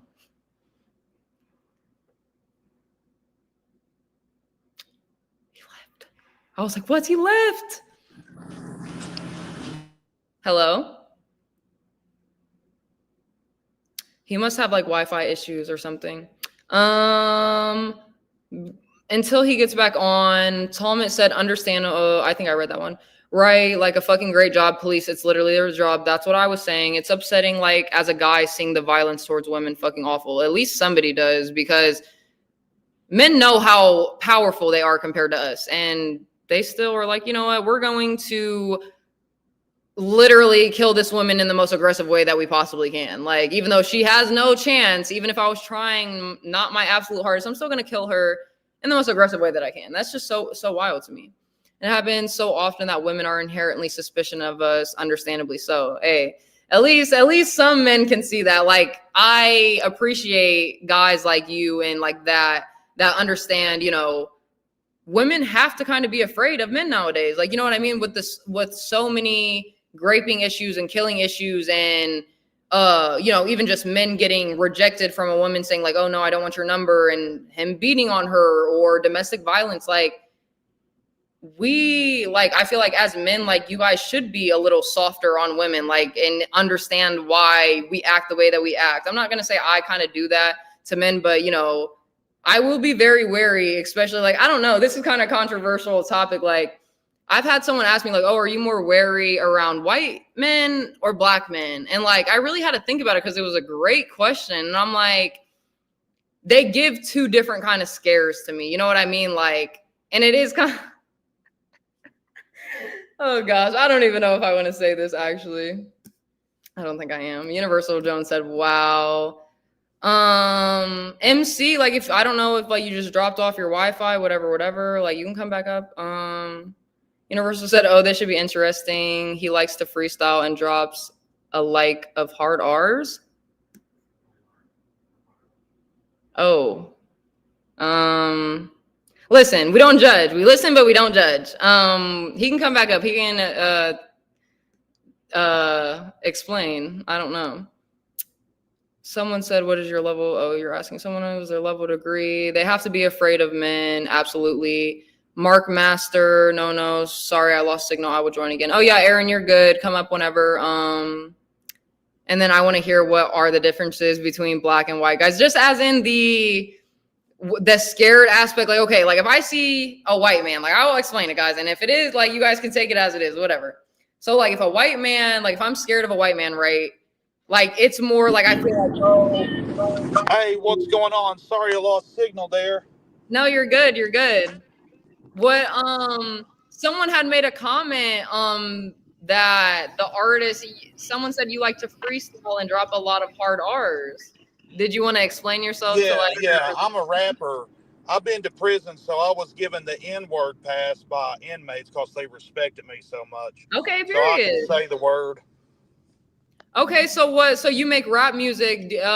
Can you like drop your link for us in the chat so we can go and like look at your music? Because I would love to hear it. I did drop it. Can you see it? You might have to approve the message because it's a link. Oh, in the private. Okay, I got you. No, not in the private. I dropped it in the comments. Let me see. Do you, I don't see it. You might have to drop it again. I don't think I see it. Or if somebody else sees it, the Eagle Rock 19. Hey, go to Amazon Music, somebody, and post a link in the chat. That a moderator which can post a link. But I'm a true OG. Oh yeah, Universal will be able to post the link. He can post the link for you. I've been to prison. Okay. I'm very experienced in violence. So just yesterday, I did a stream to where two men got out of the car and tried to beat me up at Wendy's, and I got banned. And you got banned. I got banned from Wendy's. Yeah. So what was the fight about? Can you like tell me like what had happened or what's like the context of that? What had happened was he tried to cut in the line, and I wasn't having that shit. So I got out of my car, told him to back the fuck up, and he did. And he tried to get in my face, right? And his little Latino lover tried to get out too. And when they saw me, they said, "I ain't fucking with this crazy white boy. I'm 350, 6 foot tall." Oh wow! So wait, what can I ask? What color? You said he was Hispanic? No, the dude was a white. It was a white guy with his Latino lover. Oh. I put his license plate number up on my channel, blasting that all over. Okay, so but obviously you got to go in the line first. He didn't he wasn't messing with you. You got to go in your spot. Yeah, if anybody messes with me in public, I'm going to do my best to try to dox you as much as possible. Do not mess with me in public. I kind of understand where you're going to come from with that situation. You know, if someone did try to cut in front of me in line and then get out of their car and whatever, I would kind of react the same way. But as long as you didn't get into a fight, but how did you get banned from Wendy's? No, he wasn't even in line. He tried to cut in line in front of me. Oh, so you were already in line to go order food, and then that's when he did that. Yeah, I'm in line. He thinks he wasn't even in line. He tries to jump. He thinks that I'm gonna let him in the line. And I get out of the car and said, "What are we doing? We're fighting over a burger." So did they ban both of you guys, or they only banned you? Both. Well, they probably banned both of us because he threatened to kill me. So I told the cops that. I called the cops on him, and whenever I called the cops on him, he run like a scalded dog. I said, "Hold on," and I took his license plate number, and he tried to cover it up and said, "Move your goddamn hands," and then he ran away. Well, he's scared of me, obviously. So the cops came, and did you give them the information of his license plate and stuff? Yeah, VEA 9673. Oh shit! Oh, okay. We're doxing people on my channel now. Okay, so do you think the cops, obviously, when they get to him, what do the cops do when, what kind of charge is that? Since he said he's gonna kill you, is that not attempted murder, but communicating threats? It's communicating threats. Okay, and so I live out my rap life. My gang, my gang is the police. That's my gang. We run shit. If you your gang is the police. Yeah, they work for me. Okay. So just a quick little question. Do you think can you freestyle for us really quick? I mean, I'm not very good at it. I mean, I can, but I mean, well, you don't have to sucks, necessarily freestyle something new, but if you have a song that you remember all of the lyrics, like, could you sing it for us or rap it for us? All right. It goes, Okay. nigger, nigger, nigger, pull the trigger. If you feel bigger than nigger, pull the trigger. What do you think? I told you I got the end pass. I'm straight up gangster OG. Like, I'll fight anything. Having the N-word pass is different than saying like the full hard R. I thought you meant like you say like the N-word with the A at the end, not the hard ER. Both. And the reason I say both, racism ain't real. Okay. Can you like give me your definition of why definition or, you know, racism isn't real? Burden of proof's not on me. It's on you. Do you believe it's real? I believe that, you know, anybody can be racist. You know, I don't believe that only white people can be racist. I believe that anyone can be racist, but it's like, it's just hate. You know, I feel like. You said what? Sorry. There's a lot of government's not real and racism's not real. Government's just my gang. Okay. And racism. Which, no, I kind of understand about that. Hold on. In order for racism to be real, do you believe that whites are superior to blacks? I believe that no one is superior to either. Everyone is the same. Okay. Okay. Well, everybody in order to believe in racism, you have to believe that white people are superior to black people, that they have some kind of economical advantage or some sort of superiority. Do you believe that? No, now that you put it like that, I've never had someone kind of explain it to me like that. And since I don't believe that anyone is better than anyone in just your words, then I guess I wouldn't say racism is real. The only people who believe in racism is real is the people that's trying to perpetuate victimhood. Okay, like so but do you believe though? You got them stupid black people. You got the stupid blacks, not all of them, but most. The retarded blacks that don't know right from wrong because they ain't got a daddy. I'll teach you. I'll be your sugar daddy. I can teach you right from wrong. You know, people don't know right from wrong because they ain't got good parents. Mm-hmm. Like, do you even know, like you yourself, do you know what objective morality is? Do you know that morality is objective? And that I obviously know what morality is, but is it objective? Like, as in, let me look up the definition of that. Well, you don't have to. I can explain it. Actions that you cause go harm. ahead and explain. I would love to hear your explanation. Okay, so do you believe that rape can be good in some situations? No. Okay, so that's objective immorality. That's objective evil. What about murder? I guess technically there can be righteous murder. So initiating violence fatally. Yeah. No, that's always wrong. Self-defense, you're allowed if someone. Well, yeah, that's what I meant. Like when I meant righteous killing, it's kind of like the self-defense, like, you know, straight out cold-blooded murder. That's wrong. No,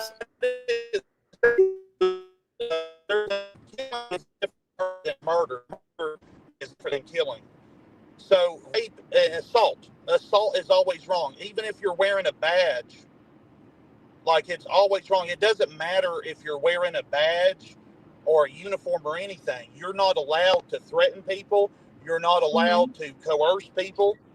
No, it doesn't matter because the government's not real. It's just literally some retards put on a uniform and badges, go around and fucking kidnap people, put them in cages. Like, okay, so can I ask you a question? That's what it is. So you say that, like, you know, you don't believe in racism. Racism isn't real if no one is better than one another. So I'm guessing, like, okay, do you have your own definition to what you do call, like, let's just take racism, for example, like the white against black, whatever. What would you call it when it could be, it doesn't matter if they're white, if they're black, if they're white, who they're being racist towards, whatever, however you want to put it. But what would you call that if someone is openly hating someone for their skin color or looks? Like, what would you call that? All they're trying to do, Aryan Brotherhood, Crips, Bloods, there's just really Satanists. It's just hatred. All they're trying to do is try to take from other groups. It doesn't have anything to do with race. The only thing they're after, they're just oligarchs looking for power. That's it. And no, when you explain it that way, I can definitely agree with you as that. So would you say then, not even just like how you said, like the blacks, like obviously white people can have demons working through them too, where they're being hateful or they're full of hate towards a certain person? Yeah, I mean, there's no such thing as it. The left-wing media, the Democrats, will make up isms like transgenderism. That's Right. not real. Mm-mm. Racism's not real. Science, that's not real. There's no such thing as fucking science. You know. Okay, hold on, pause. Why do you not believe that there's nothing as such as science? Well, in order for science to we are not permitted to explore our world.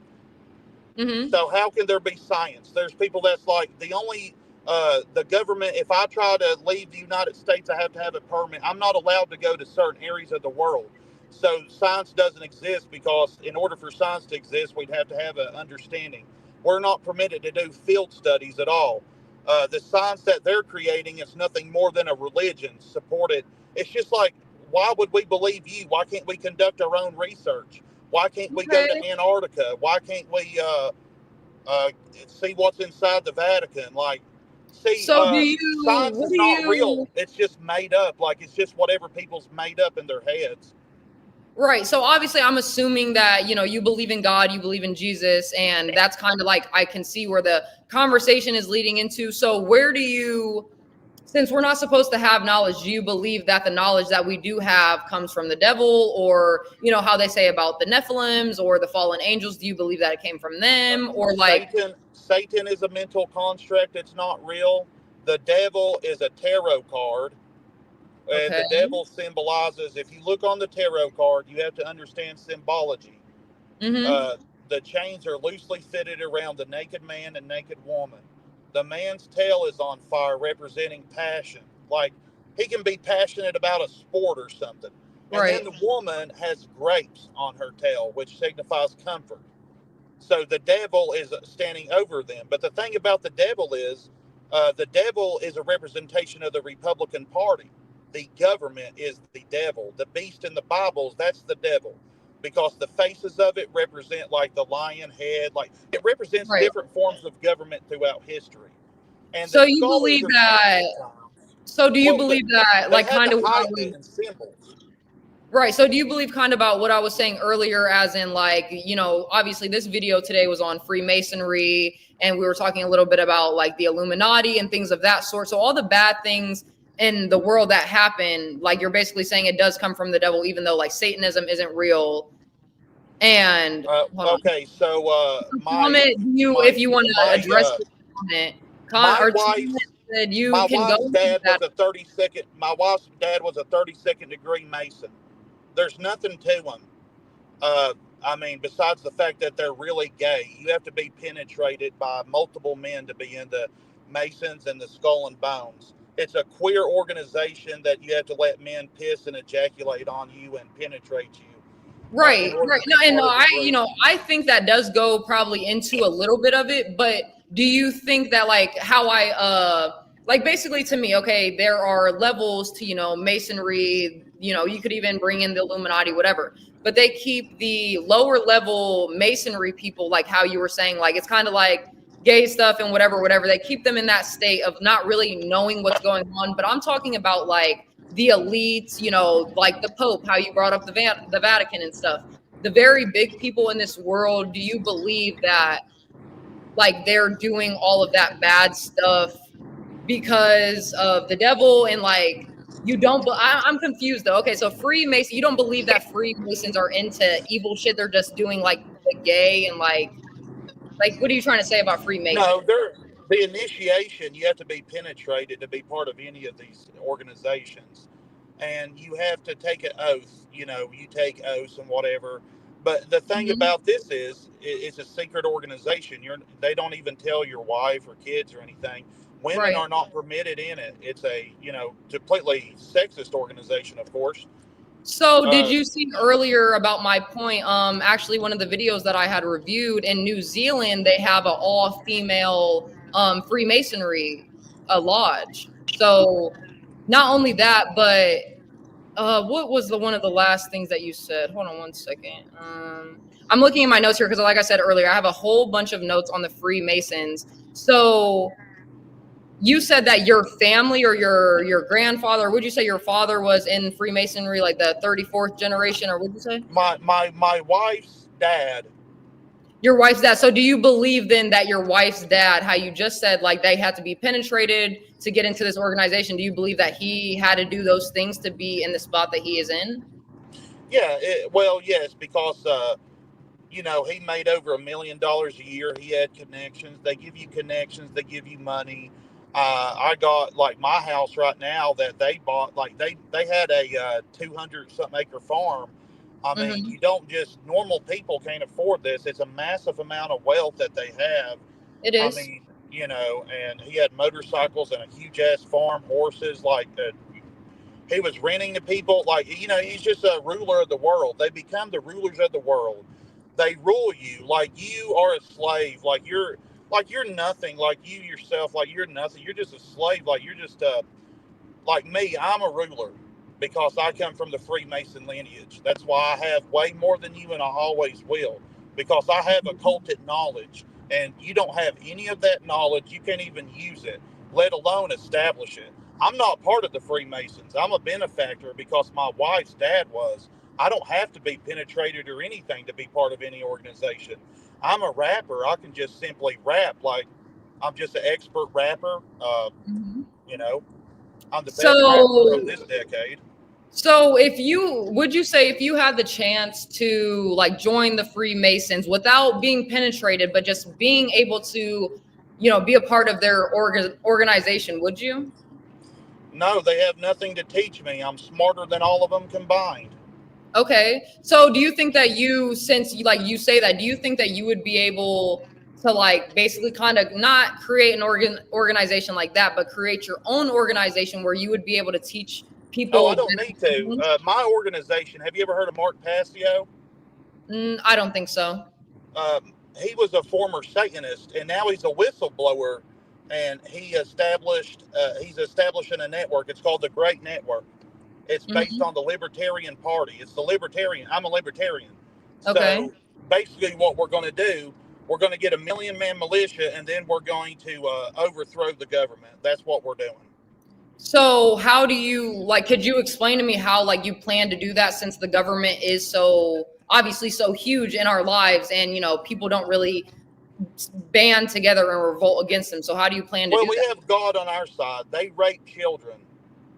So all we have to do is drag what they're doing into the light, and the people will devour them, and we will take over as their so it's basically like you're going to do the groundwork, but all of us are going to do like, you know, the grunt work, as in like, you know, kind of doing the revolting, but you're going to do the releasing of the truth, is what you're saying. Well, so there has to be a general. I don't mind fighting in the war too, killing people. Like, I love killing people. Like, that would be, I've never killed someone, but I would love to kill people. Like, I would love to. I wonder what it's like. It says like bathing in blood in the moonlight turns your skin black. And so okay, pause really quick. I actually did a little conversation earlier about adrenochrome and microdermabrasion, where basically microdermabrasion is taking a young child's circumcision, their foreskin, and putting it into your skin, like, you know, with collagen and things to make your skin look younger. Do you believe that that's true? Oh yeah, definitely. The Hollywood elite do that. What they do is the Jewish people believe the rabbis will tell you can do, if you just do a little surface research. If you look up Jewish symbols, they're all over Disney, represents pedophilia. Yeah. The Jews are the ones who crucified Christ, and I think all Jews should die, and I think they should kill themselves, because if you don't kill yourself, we're going to kill you, because you're not going to get away with raping children, because 3 years old and younger, the rabbis believe that if you have sex with a child, you've done no wrong. That's right. Okay. Can I ask you one question?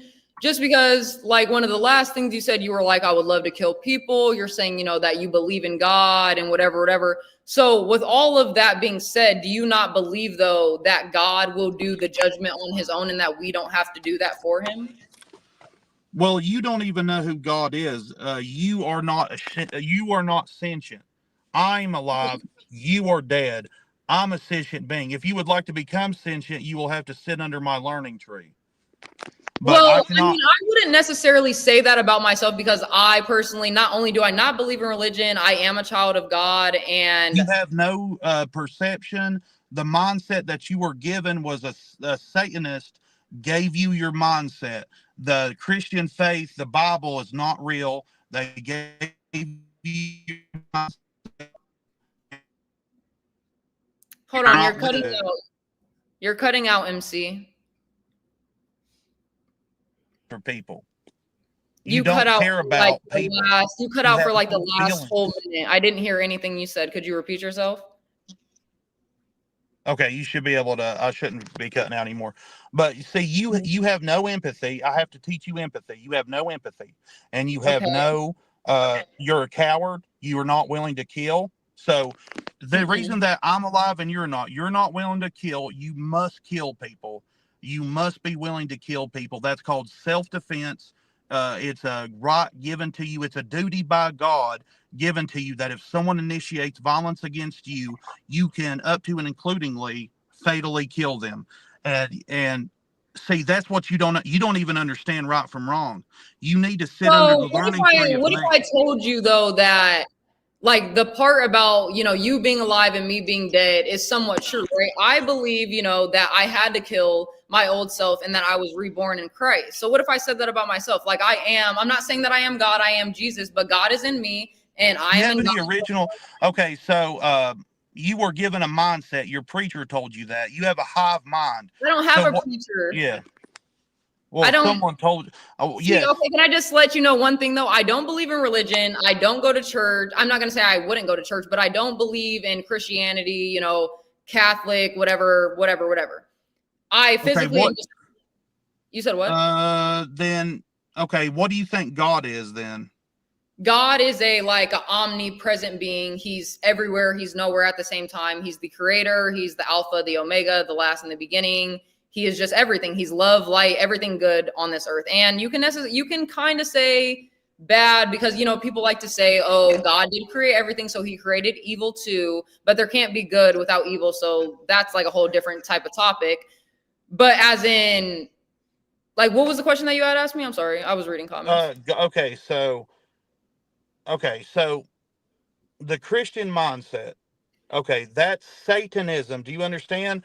Okay, look. The Christian mindset. Okay. Christianity, a Satanist. Like, imagine I created Protestantism. If I was a Satanist, a Protestantism is a creation. All the isms are a creation.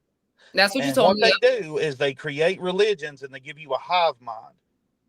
And then in your society, okay, so you believe in some sort of God that you have no evidence, like you have no evidence for it. You can't demonstrate it. This is me evident. I'm alive today. This is evidence. No, it's not. How isn't it? Well, demonstrate your God for me. Can you demonstrate it? I can breathe. I can speak. I can speak good into people. I can speak life into people. What do you mean speak life into people?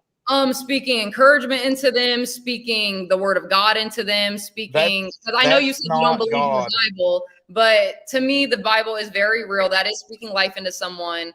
Me personally, I have a God testimony every single day, not only from me waking up, but from him blessing me, keeping my family safe, having a roof over my head, all of these things that seem, you know, not that important to people, or that's just an everyday kind of basis. You know, you wake up, you do your things that you do, you worked for this yourself, but none of that would be possible without God and God putting us here in the first place, if you understand what I'm saying. So everything.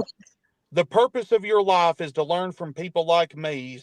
So to learn natural law, to learn the tarot. You're supposed to learn natural law. You're supposed to discover God. If you don't, I'm a prophet. I'm a messenger of God. I'm a prophet.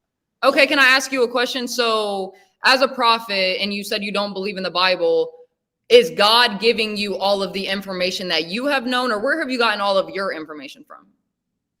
Mark Passio, Larkin Rose, Jordan Maxwell, David Icke. Who else is it? Any of these ring a bell? None of those ring a bell, but they are also, what's ringing a bell is they're just a man. You know what I mean? So how can you know for a fact that these people are telling you the truth? No, I don't listen to them. I do my own diligence. You use the trivium. See, the trivium is the true scientific method. What you do is input.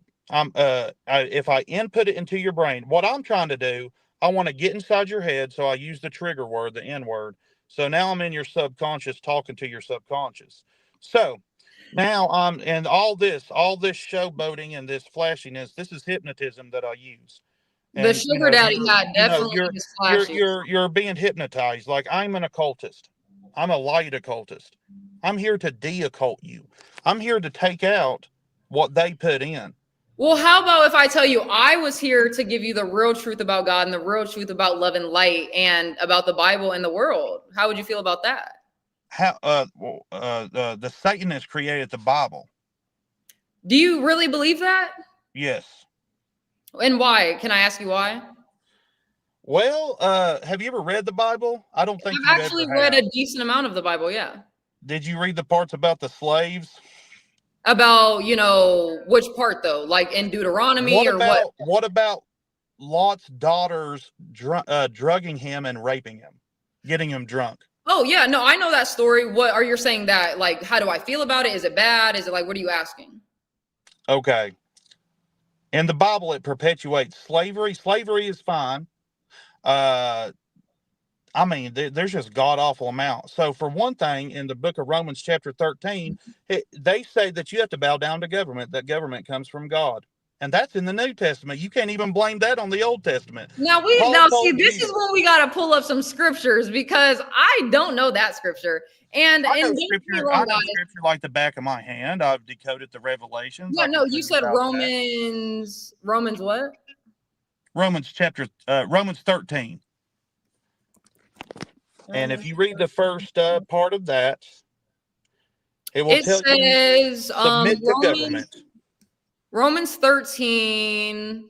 Let everyone be subject to the governing authorities, for there is no authority except that which God has established. The authorities that have been established by God. So do you not think that you're kind of taking that out of context a little bit? Oh. I don't think that God is talking about the government that we know. I don't think that he's talking No. Your head's not processing it. Let's do the input. Let everybody be subject to the governing bodies. Now put it in modern times. Let everybody be subject to Joe Biden, for there is no authority that has been established except by God. God put Joe Biden there, and you must. Okay, God so put can Joe I tell Biden you there. something? Basically, the world has been going on for so long, right? We are humans. We're man and women. We don't know too much. Obviously, but before we move forward, let me know that you understand that part. No, I do understand that part, and that's what I'm getting to. So basically, you understand that your Bible is nothing but a propaganda machine for pedophilic Jews. I understand that that's your opinion. I understand that my Bible, it might have some wrong things in it. Don't get me wrong, because you have to think, how many years? Yes, we can have this type of conversation. How many years have the Bible been passed down? So yes, I do believe that the evil man, obviously, has put things in the Bible to, kind of like depict something else, what they want us to believe, because, they don't want to listen to God's word. But not even just in that. I think that you're kind of God doesn't have words. He doesn't speak. Just wait 1 second. So like how you said, God obviously knew, and he's bringing into context, like how you said, Joe Biden and Trump, whatever, Kamala, whoever, right? But don't you think that you, or just man, is putting your thoughts and your words on what you think that God is meaning? You don't truly know what God means when he's saying that. You're kind of just putting your own perspective. No, I know exactly what. Okay, so the truth is discoverable. Okay. It's not something you make up in your head. It's something you find in nature. Exactly. So, is there government in nature? No, there's not. Okay. So that's the thing. And that's why I said with that specific scripture, I think that God is talking about his definition, and obviously we're never going to understand what God means. We are just humans. He's way above our level, right? So what he means by governs, or what his definition is, I feel that it's not the same as what we believe is government or governs. If you So understand. for one, God didn't write it. Paul did. Okay. Because like you said, you're a prophecy. Paul wasn't a prophecy, right? Paul was a false prophet. He's propagating the government. The story of Jesus reveals that the cops arrested Jesus. Okay, if Jesus was in modern times, here's the trivium. Liz, look, it's pretty simple. Input the data. Okay, I'm inputting the data. Jesus, this is the input. Jesus program, modern times. Now let's process that. If Jesus was in modern times, the police arrested him. The religious leaders persecuted him because they claimed that he was, so the Protestants would persecute him. And then the military police tortured him. And then the politicians sentenced him to death and let a thief go that was clearly guilty. So the enemies, who are the enemies of God? Cops, military, politicians, and what else? Oh, and religious leaders. Religion, well, government's a religion anyway. Religion is the whole root issue of this. Religion is what you believe in. You have taken different parts of religion. Michael Tazarian went into it in great detail. It is fragmented in your mind. You are satanically controlled. You are just what, like, you took bits and pieces of what you wanted. You've cherry picked what you wanted. Well, you don't think that you're doing that either? No. I discovered the truth. So, okay, so I heard about rape and I said, "Oh, whoa, that's always evil." Assault, that's always evil. Willfully lying, always evil. Assault, always evil. You cannot justify none of this. You cannot justify any of it. You cannot justify coercion. Right. You can't justify trespass or murder. None of it can be justified ever. So God, and objective truth is simple. The sacred identity, I am me and you are you. Pretty simple. So we know that objective truth exists. I exist and you exist. Right. So objective truth exists and it's discoverable. But science is not real because we cannot explore our world. The only thing we can do is observe human behavior. And human behavior is dictated and punished by God. It's an anomaly that exists outside of humanity called natural law. And if you break it, you will be punished. And with you saying that, right? Let's just take like a couple steps back to what you said a couple minutes ago. You said that you would love to kill people, right? But you just said that it is wrong to obviously kill people. So if you believe in God and you believe murdering is initiating violence. Okay, murder is whenever you just go up to someone and kill them. That's it. No provoking, no anything. Murder. That's what the military does. The military will go overseas and just shoot people, shoot kids. Just American military, like all the military, they're terrible. And if you notice, natural law kicks in. See, all that killing that they do, that they order follows, it messes up their brain. And I'm glad of it because they deserve it. My grandpa slit his throat from ear to ear, and he deserved every minute of the pain that he suffered. I wonder who he murdered. Now, killing, what's killing?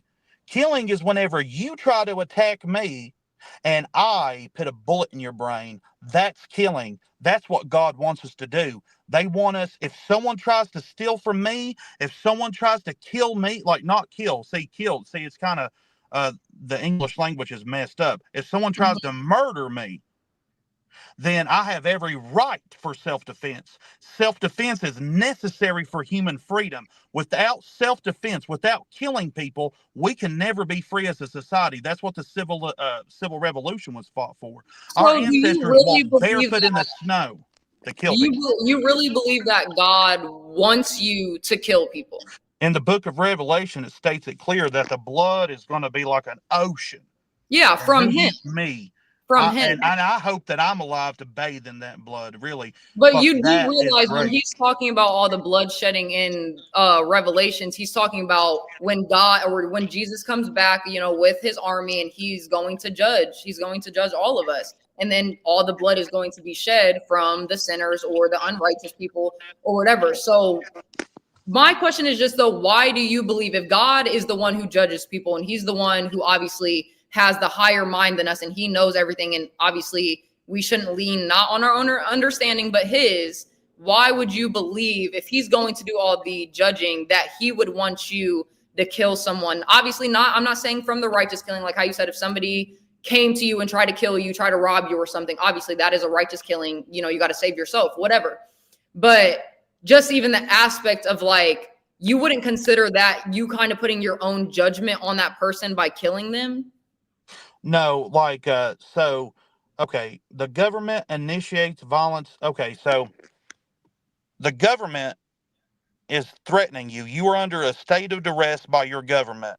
If you don't do what they tell you to do, then guess what? Men with guns are going to come. You're under a state of duress. You have every right to kill every state employee. You have every right to kill every state official the righteous killing, like you said. But that's not going to do any good right now. Okay, First, I do we have want to like man read this militia. comment really quick. It is a good question. PH Fish or PHX Fish asks, why is he quoting scripture if he doesn't believe in the Bible? Oh, it's just psychology, just human psychology. I manipulate people's minds, hypnotize people, get people. I have millions of views on my channel, Aaron Woodard Experience. But some of these scriptures that you're using it to like help your argument. So if the Bible isn't real and the scriptures aren't real, how could that possibly help the truth that you're speaking? Well, I mean, you know, scripture, it's like philosophical, right? I don't really like philosophy, but it is a little bit like philosophy ties in a little bit with psychology. But mostly what I'm concerned with is human behavior. The religion itself, the evil religion, the Jews who crucified Jesus now are trying to bring in 500 million Indians. The Vivek Ramaswamy and Elon Musk is trying to bring in 500 million Indians. The Indians are like dogs. They eat cow shit. They eat off the floor. It's unreal. They're slave race created by the Jews. And when I say created, human beings are programmable. Okay. You can program a human being.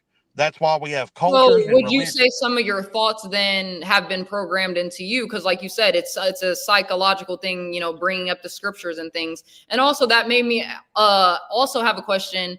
Since you say you do believe in Jesus, you believe that Jesus obviously walked the earth and that he's our savior, right? I mean, whether he's a mythical creature or whether he's a real person, I mean, really doesn't matter. I don't have video evidence, but I will say I'm asking, that, do you personally, like, do you believe in Jesus? Like, it's just a, like yes or no question. Like, and not like rudely or anything, but like, because if you do believe in Jesus, you know, that was his main thing when he obviously came down to help us, was the gospel, him telling us the truth. He didn't come down to help us. He was born. Okay. The only thing Jesus represents is what I told you, nothing else. He doesn't represent anything else. He didn't. He doesn't represent. So he did not. Okay. Are you saying that Jesus doesn't represent our salvation and that he died on the cross for our sins? He represents ourselves. He revealed the enemy. He revealed the enemy. The government's the enemy. The government's the dragon. Yes. Satan is what about, okay, obviously I'm getting this from the Bible because I believe in the Bible, but since you believe in Jesus, obviously, however you want to say, if he came down here for his main reason, whatever, right? He himself, you know, quoted scriptures out of the Bible, like obviously not out of the New Testament, but out of the Old Testament, because it was still written before he had even came. So if he had, you know, quoted out of the Bible, wouldn't you say that the Bible is real because Jesus is real? Okay, so can you prove that?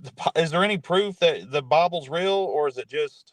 I mean, well, not only, like I said, I do believe in the Bible, but there is, well, you said you don't believe in science, so it's like, okay, let me just explain. Okay, so scientifically, Jesus has been proven to be a real man. Some people don't believe that, you know, he is the son of God. How did the scientific data get? Okay, so we can't even explore our own world. We have no idea what science really is.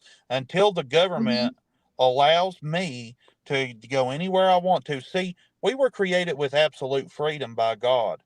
Right. They're not allowed to restrict you. You're allowed to go anywhere you want to on this world. And if anybody, they stop you because they don't want us to discover free energy, basically.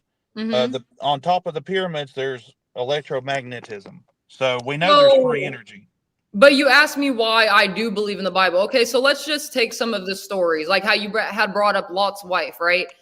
According to the Bible, Lot's wife turned into a pillar of salt. I'm sorry, and no, Lot's daughters that got their father drunk and then got on top of him and raped him to preserve the lineage, not the wife. No, I'm talking about. I just been bringing in Lot, and do you know how, like, after all that happened, you know, he's bringing his family out of I think it was not Sodom and Gomorrah, but whatever city they were in, and he had, you know, God had told them to leave, and then he told them not to look back, and then that's when Lot's wife turned into the pillar of salt, right? That's a completely different. That's a separate thing.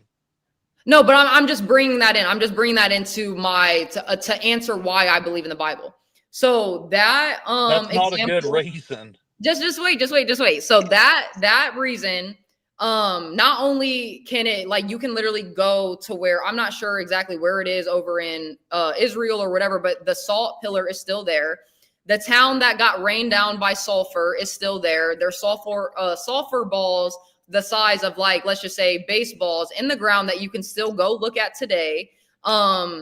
There's multiple, like, things in the Bible. Noah's Ark supposedly, when all the water drained, landed on top of, like, Mount, I forget the mountain name, right? But you can still go to that mountain today and even look over in GPS satellite to where it supposedly landed, and you can see the shape of Noah's Ark on the mountain. Well, okay, so Aaron Raw already debunked both of those things. Aaron Raw? Yes. As in how? He's one of the leaders of the American Atheist Association. Aaron Raw has already went through extensively and debunked all the mythology in the Bible. Like, do you really believe in mythology? Like, there's no way. Think about it. One of every kind of animal. No, two of every kind of animal in one ark. It's impossible. How?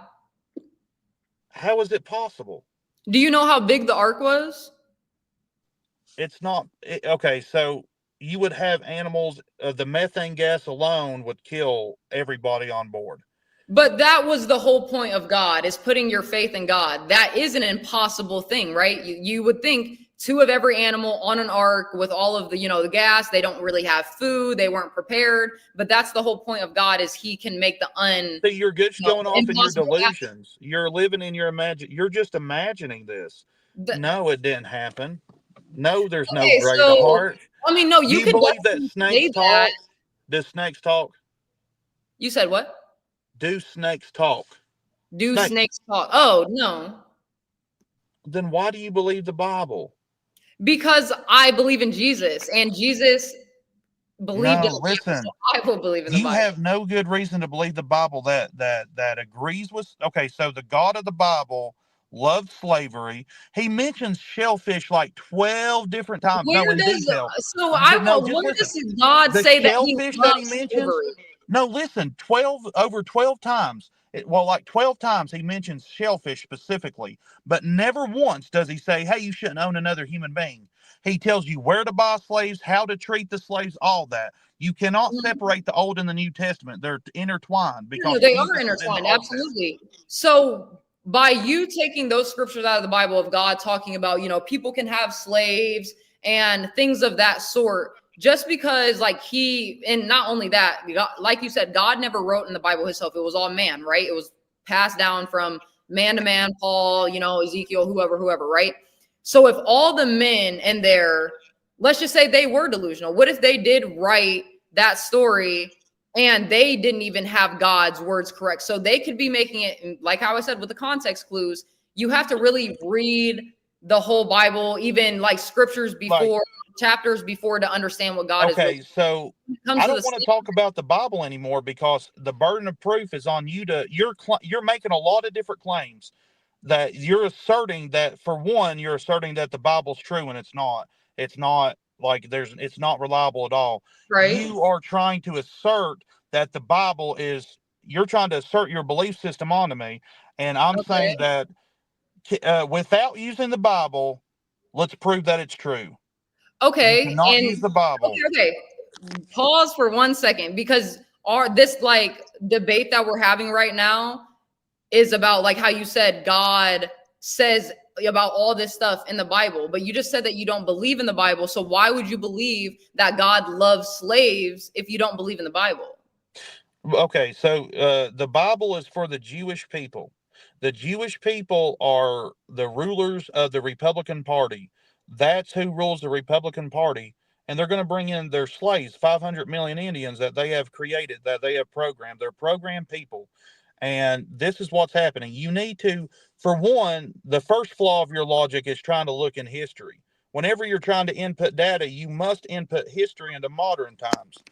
You have to take the story of the gospel, put it in modern times. And if you can't do it, then, I mean, obviously you don't need it.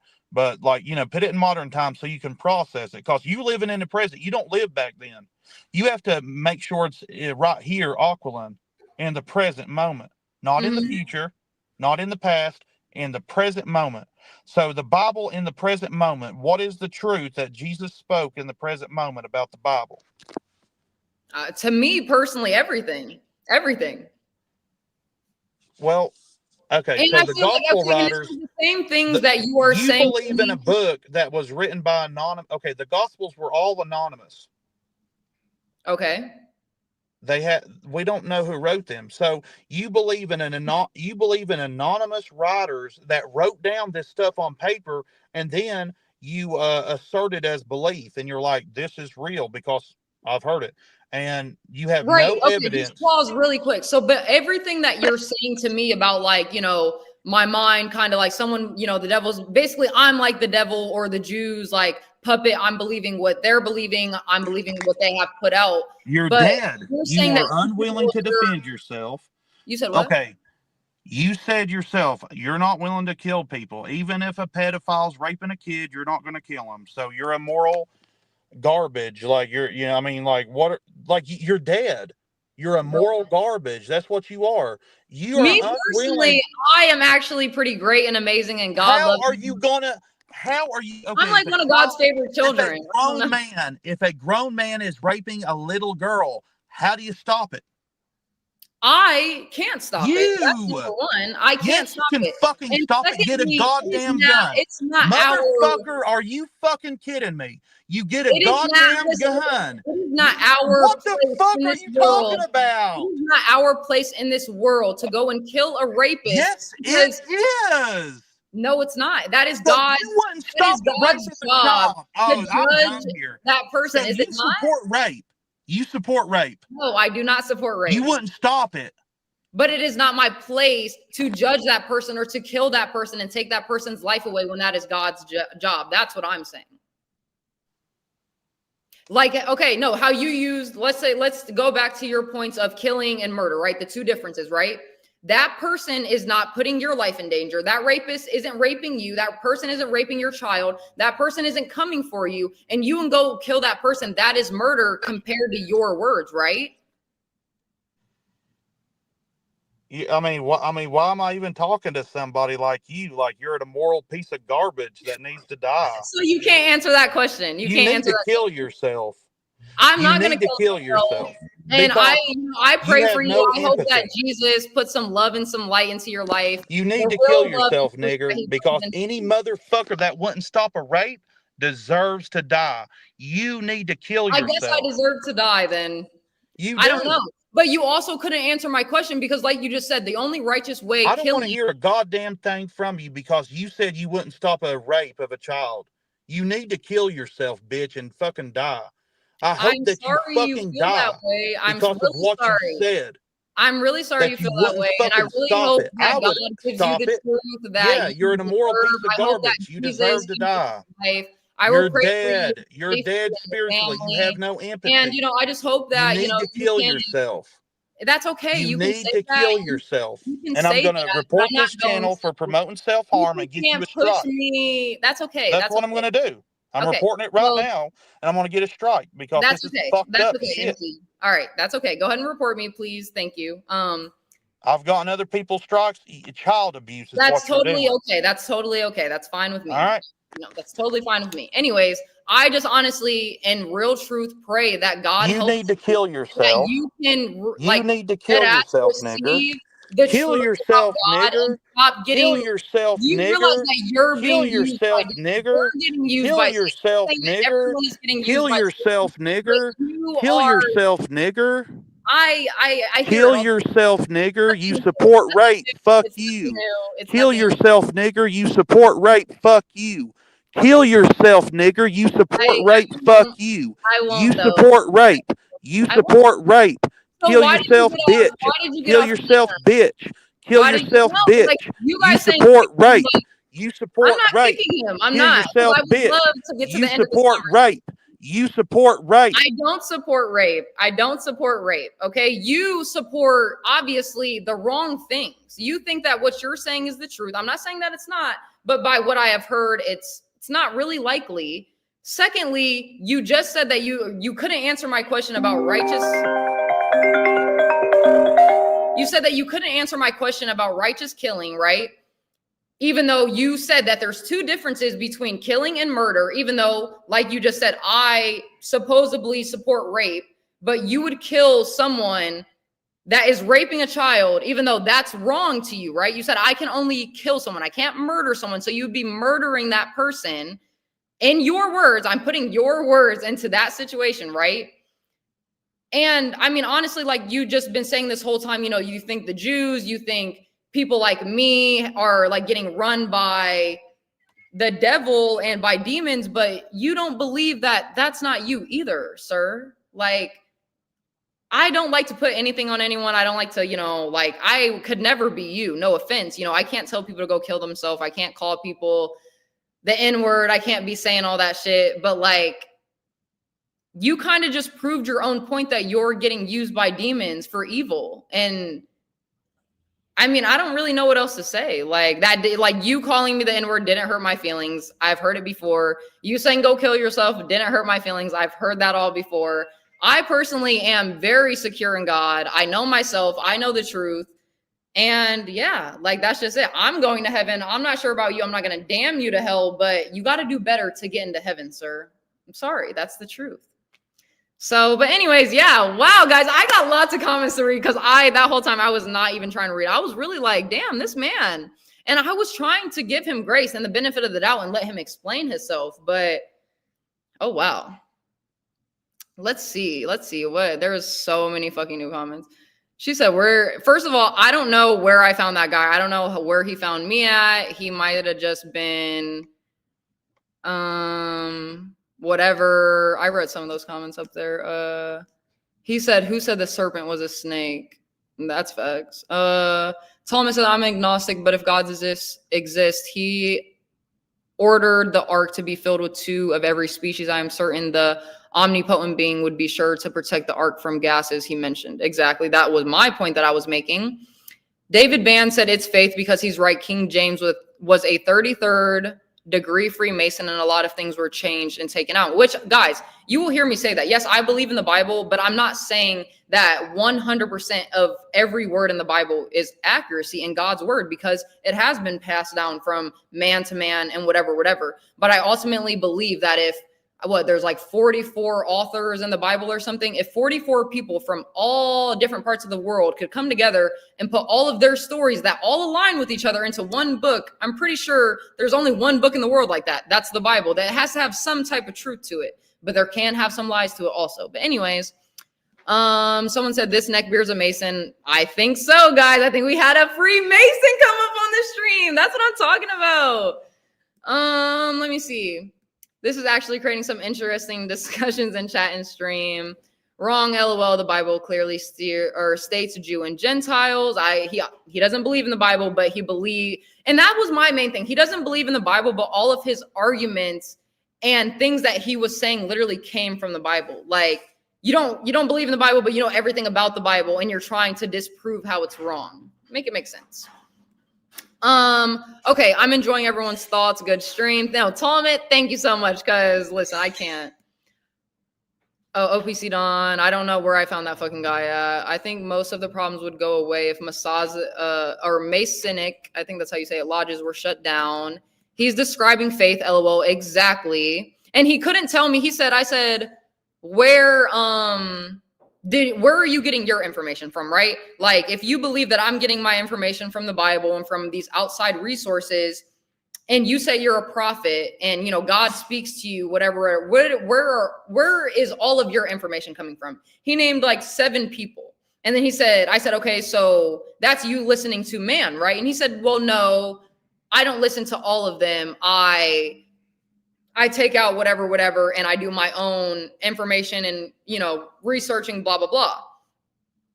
But if God is speaking to you and you're quoting things that God said, and those things are in the Bible, like everything that he was just saying just didn't make sense. Like, I'd be try to understand people. I really do. I try to understand them the best that I possibly can. Let me see. Masons are all video calling now. Facts. No, they see me making a video. Oh, they said, what did I tell you guys, bro? What did I tell you guys? This is literally the most perfect example for this stream. I'm so glad that he came up, honestly. Matthew, Mark, and Luke doesn't sound very anonymous to me. And like, when he said the anonymous, I'm just kind of going along with it because it's like the gospel literally has the names in it. But hey, you're teaching me. You're teaching me, buddy. This guy's entertaining, psychotic but entertaining. He's a real NPC if I ever seen one. This guy's a pedo. My stinky brew agreed. Evil, always looking for problems. Facts. So many red flags. How many rapists have you killed, sir? Suicide is a sin. LOL. Facts. So, listen, I don't know. That was wild. He really just told me to kill myself inward, like at least 17 times. Oh, wow. Yeah, no, guys, like, and I'm not taking this shit down. I won't get flags. I won't get fucking clipped, whatever. I don't give a fuck. I see too many people talking like this on bigger channels. Okay, I got 80, not even 80 followers, so I'm not worried about that shit. Out of control. This guy's getting too violent. Facts. Universal said boot him. No, I really, guys, I'm not that type of show. Like, if someone wants to come up and it's an open panel, you can talk and we can have a conversation. I'm never gonna kick you unless you're literally blaspheming God. Unless you're literally saying some shit about God, whatever, then that's when we have a problem. But if you're saying anything about me, I'm sorry. I'm just a person. Like, you got your own opinion. I got mine. You can say whatever you want. Who stops rape in jail? Exactly. I mean, guys, and that's what I'm saying. Like, I guess, like, he didn't even have a point, but like, yeah, kind of what I said. It's not that I wouldn't protect a child from getting raped. Obviously, if I could do what I could for that child, yes. But as in killing that person and taking that person's life, that's not my position in life to do that. I am not God. I'm not going to take someone's life, even if it is technically a righteous killing. I'm just not that type of person. I'm sorry. I'm not. So, and God will judge everyone accordingly. So that rapist that raped that little kid, he's going to get judged accordingly by God. Let me see. Greetings. The machine lies. I haven't seen you in here yet, but welcome in. I am Godspell. He's a Jew that didn't get his bar mitzvah. He's gonna go watch his lolly porn. Drop him. Damn, did you see how long she kept him from blowing his top? I really did. I was talking to him. Like, that's how you know I think I should be like an interviewer, because what? He's saying the N-word, get rid of him now. This dude's a troll, get him up out of here. I'm glad that he left on his own. I didn't want to kick him. This guy is terrible. I came in at a good time. Doge! I was waiting for you yesterday. That's so fucked up that you didn't come in. I'm just kidding. You said low, you rock. Thanks, because I really can't keep my fucking cool, man, guys. You guys don't even know. He said he's going to report my channel. Sir, please. I would love to see it. I support Lowe's. They're better than Home Depot. Hey, facts. Some crazy people out there, kind of smart, blah, blah, blah. All right, I skipped down, guys. He said he's going to flag you for what he has said, so he is setting you up. And no, he could try to flag me, like, even if he did. Guys, I'm not worried about that shit. Like, no offense, like, I love you guys, but YouTube is not that important. And if it is, I can go make another page. Like, Wow, that was great, Lo. I mean, you did great. Thanks. I appreciate it. Claps. Keep going and delete this stream after. Thanks for dropping him. That was fucking fire. Sorry, I was engaged and wrote too much. No, you're good, Tommy. I appreciate it. JD said, "Lo, ma'am. Welcome in. Hopefully you guys just seen, you know, this, well, his words, there are no racists, but this racist just called me the N-word, you know, like not even knowing too much about me. Didn't really let me get too many words out, but it's fine. Let me see. Oh, wow. Like, I just can't wait to get done reading these comments. So like, I can just sit here and be like, damn, like sit and bask in what I just experienced. You were incredibly patient with him. He was terrible.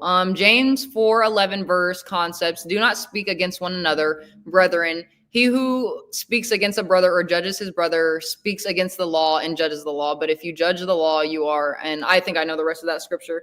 And exactly, that's exactly what he was doing. You know, he believes in God and he believes not in the God or the Bible, but in God's word, and was, you know, quoting things that came from the Bible, but supposedly came to his head because he's a prophet.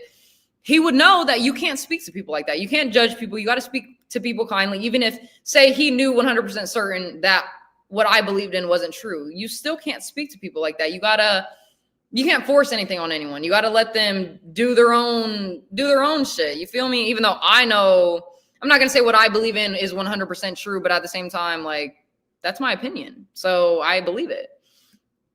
Not a doer of the law, but a judge of it. Yes. MC Nemesis, the worst horrorcore rapper larper of all time. Universal, did you find his Amazon Music? I would love to review it, especially now.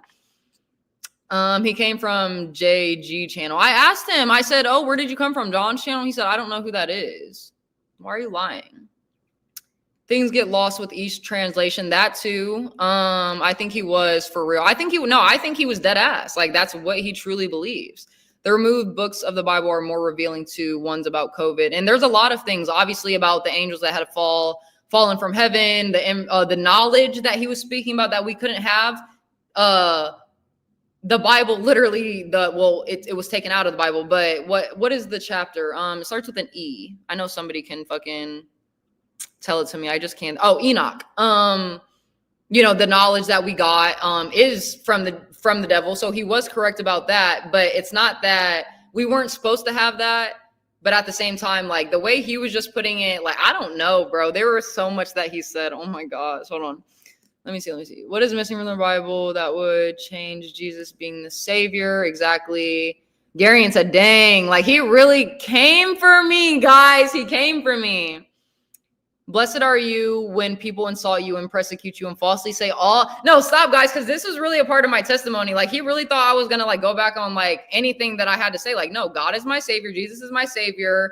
I stand on business, especially when it comes to him. And you could never make me curse him, never make me think what I'm saying about him is wrong, because you're just ruining your soul while you're trying to hate on me. But that's besides the point anyways.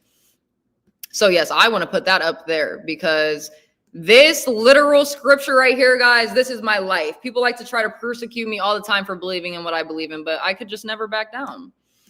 I gave lots of info of origins of Freemasonry on my channel. Okay, I'll check that out. The Machine Lies. Follow no earthly leader. He was disruption agent. Oh no, he was definitely sent by the enemy. Believe me, I know. I was worried about your channel, but I love that you refused to back down. Facts. Kitchen the Man said, Lo, I actually enjoyed the segment. He might have been crazy, but it was an entertaining segment. Great journalism. I just showed up and he was screaming. Yeah, I don't know what happened, guys. Lo, the journalist. Most of us are not killers. I do not know. Or I don't know how you're going to top that guess. I don't know either. Gosh, I'm going to have to like literally invite people in from like racist groups and shit to get him again. I don't even know. I'm sorry I passed out. You're okay, Doge. You're okay, I swear. This is Lola from the LOL Cow Rejects. Yes, this is me, guy, even though I'm not. That's not my universe. I don't know if they want me to be a part of the universe. I don't know. But I do, obviously I'm in the Discord or whatever. You were too wholesome for lol cow. I think I am too, but at the same time, that's exactly what they need. Like, they need not only some diversity in there, but diversity of God also. Like, people need God in their life, guys. No, oh, Universal couldn't find him. Damn. I don't think she is too wholesome for a level Kai. I think an opposing personality would work well. See, Tallman, that's what I'm talking about. Like, I am very wholesome, but not too wholesome, because that's exactly what the fuck they need. He flipped very quick. No, when I started speaking facts, like, oh, you're literally like quoting the Bible, even though you don't believe in the Bible. He's like, oh, well. Anyways, that's why I think wings work so well with LOL Cal Live. He is I'm not even gonna say that word, guys. Everyone knows at this point I can't fucking read. Something like that. When they lose the argument, their real spirits show. Exactly. Okay, and then I'm at the bottom. C12 was like, do you know what the G of Freemasonry represents? No, I don't. Obviously, I know that the symbol, I guess, comes from like Solomon and his story from within the Bible. And, you know, Solomon was able to basically conjure up demons and talk to them and whatever. And that's another reason why Freemasons are evil as fuck, because if you guys literally follow a person that was known and is known for speaking to demons and bringing them up, then it's literally evil. Like, come on, guys. Doge Gamer, is the Discord up yet? Guys, the Discord is up, but should I drop it is the real question. I'm like, damn, do I have enough followers? I don't know. I'm scared. DJ Egg Picker said, do you know about the French Masonic Lodge allowing atheists in? I don't know about what exact like lodge that is, but the whole point, obviously, this was actually in my history for the Freemasons, that one of their requirements is, you know, you don't have to believe in Jesus, you just have to believe in a higher power. So I do believe that they would have let atheists in. Wait, I was thinking of Satanists for some reason. What the fuck? Atheists don't believe in any higher power. So actually, wait a second. You just caught me up. I don't know. I don't know nothing about that, actually. The 7 mystery religions. The letter G has multiple meanings, including God. They're even dropping the you have to believe in God thing. Of course you should. Everyone has to start somewhere. Okay, Doge, I'll drop it for you guys. I was an atheist for a while, agnostic now, though. Might want to get the facts straight before leaning into logical fallacies, whatever. What facts do you want me to get straight? I mean, I'm kind of like, this is literally just an open panel. Like, this isn't, oh, this is the truth. This is like the facts, whatever. I am telling people in my caption also, like, come educate me, guys. That's why he came up. He was trying to educate me, but it didn't work out too well. The G in Freemasonry stands for the Norse rune Gibor, which is represented by an X cross and, more importantly, a swastika. I think about neo-Nazis. Oh, wow. I mean, honestly, everything kind of ties in together. Like, no matter how fucking long it goes back, it's just shit has changed, symbols has changed, but the organization hasn't changed. Protractor and Compass, the builders of the world. Elon uses an X. Yeah, I noticed that shit. What's her logical fallacy though? I don't even know what that is, guys. Like, my whole thing, I told you guys to come up and literally teach me, okay? If there's some things you guys want me to know, or you guys feel like I should know, or I'm saying something wrong that you don't believe in, then please come up and talk to me. Like, following Solomon, who conjures demons, hence Masons are evil. Oh, that's what I said. You meant to get my facts straight on that. My whole point was saying in, like, they literally put in all of their videos, you know, like, oh, you know, when it comes to, I think, the symbol, and obviously where they first started as like actual stone masons, they were following some of Solomon's, you know, like, what's the word I'm thinking of? Not like his characteristics or like, I don't know what word I'm thinking of, but I basically was just trying to say, like, oh, if they're following him and what he kind of believes in, and that his symbol that he made back in the day is involved into the Freemasonry modern day, and like that's their whole main thing, why would you guys not think that it's evil when Solomon's whole thing was conjuring up demons? Like, that's what I'm trying to say. If you guys understand at that point, I don't know. That sounds like it tracks, not sure. I see it. A logical fallacy is an error in reasoning that uses irrelevant points or invalid arguments without evidence to support them. I don't have evidence. It's literally just an opinion. It's an opinion, guys. It's an opinion. People often use logical fallacies to persuade others, and they can be convincing because they seem correct. I mean, like I said, guys, like if you don't believe that's the truth, I feel like everyone obviously has a conscience. They know and can feel what they believe or what they believe is to be true. So like, obviously, if you don't believe that, then don't listen to me. And if, you know, whatever. And if you know that that's wrong, why would you not come up and give me the true facts that you supposedly know? You know what I mean? My uncle was 32 or the 32nd degree, and he was pure evil. Hey, there you fucking go. There go. He got proof. Where are you going to tell him he's using fucking whatever logical fallacy? Like, come on now. A seal of Solomon is the seal of Solar Man. Yeah, I didn't see an error in reasoning. There's no link, homie. All of the founders of KFC, McDonald's, etc. are 33rd degree Masons, ready for the mark soon. Oh, believe me, guys. Don't take the mark. Don't get no meta shit. Don't get no fucking AI shit. Don't be believing in Elon. I mean, I don't think like he's like the Antichrist or anything, but he's with the shits. Okay. There's a prayer to conjure demons and the discordant element creatures of natures. To conjure means to bring an agreeable state. Thanks for making this a pretty safe space for believers and non-believers. I love listening to this fantastic stuff. Oh, guys. Stop. Okay, finally, I'm at the end of my comments. Now, this is literally the most comments I've ever gotten, but I really don't know what to say, as in, like, well, this is an MC Nemesis or whatever, whoever he was. I don't really know what to say about him. Like, he just very much was getting, you know, I don't want to say, see, even like this sounds fucked up in my like opinion. Like, I don't want to say he's getting used by the devil or demons, but it's just like, anybody who has that much hate in the world to where, oh, they're losing, or they feel like they're losing an argument, to immediately go into, oh, let me call this person the N-word so I can get under her skin. He literally said that I'm getting your attention by calling you the N-word. So you're trying, like, I'm just, you know, I just don't really understand. Like, your whole thing was that you know the truth about God and whatever. If you know the truth about God, then you would know that he hates hateful people.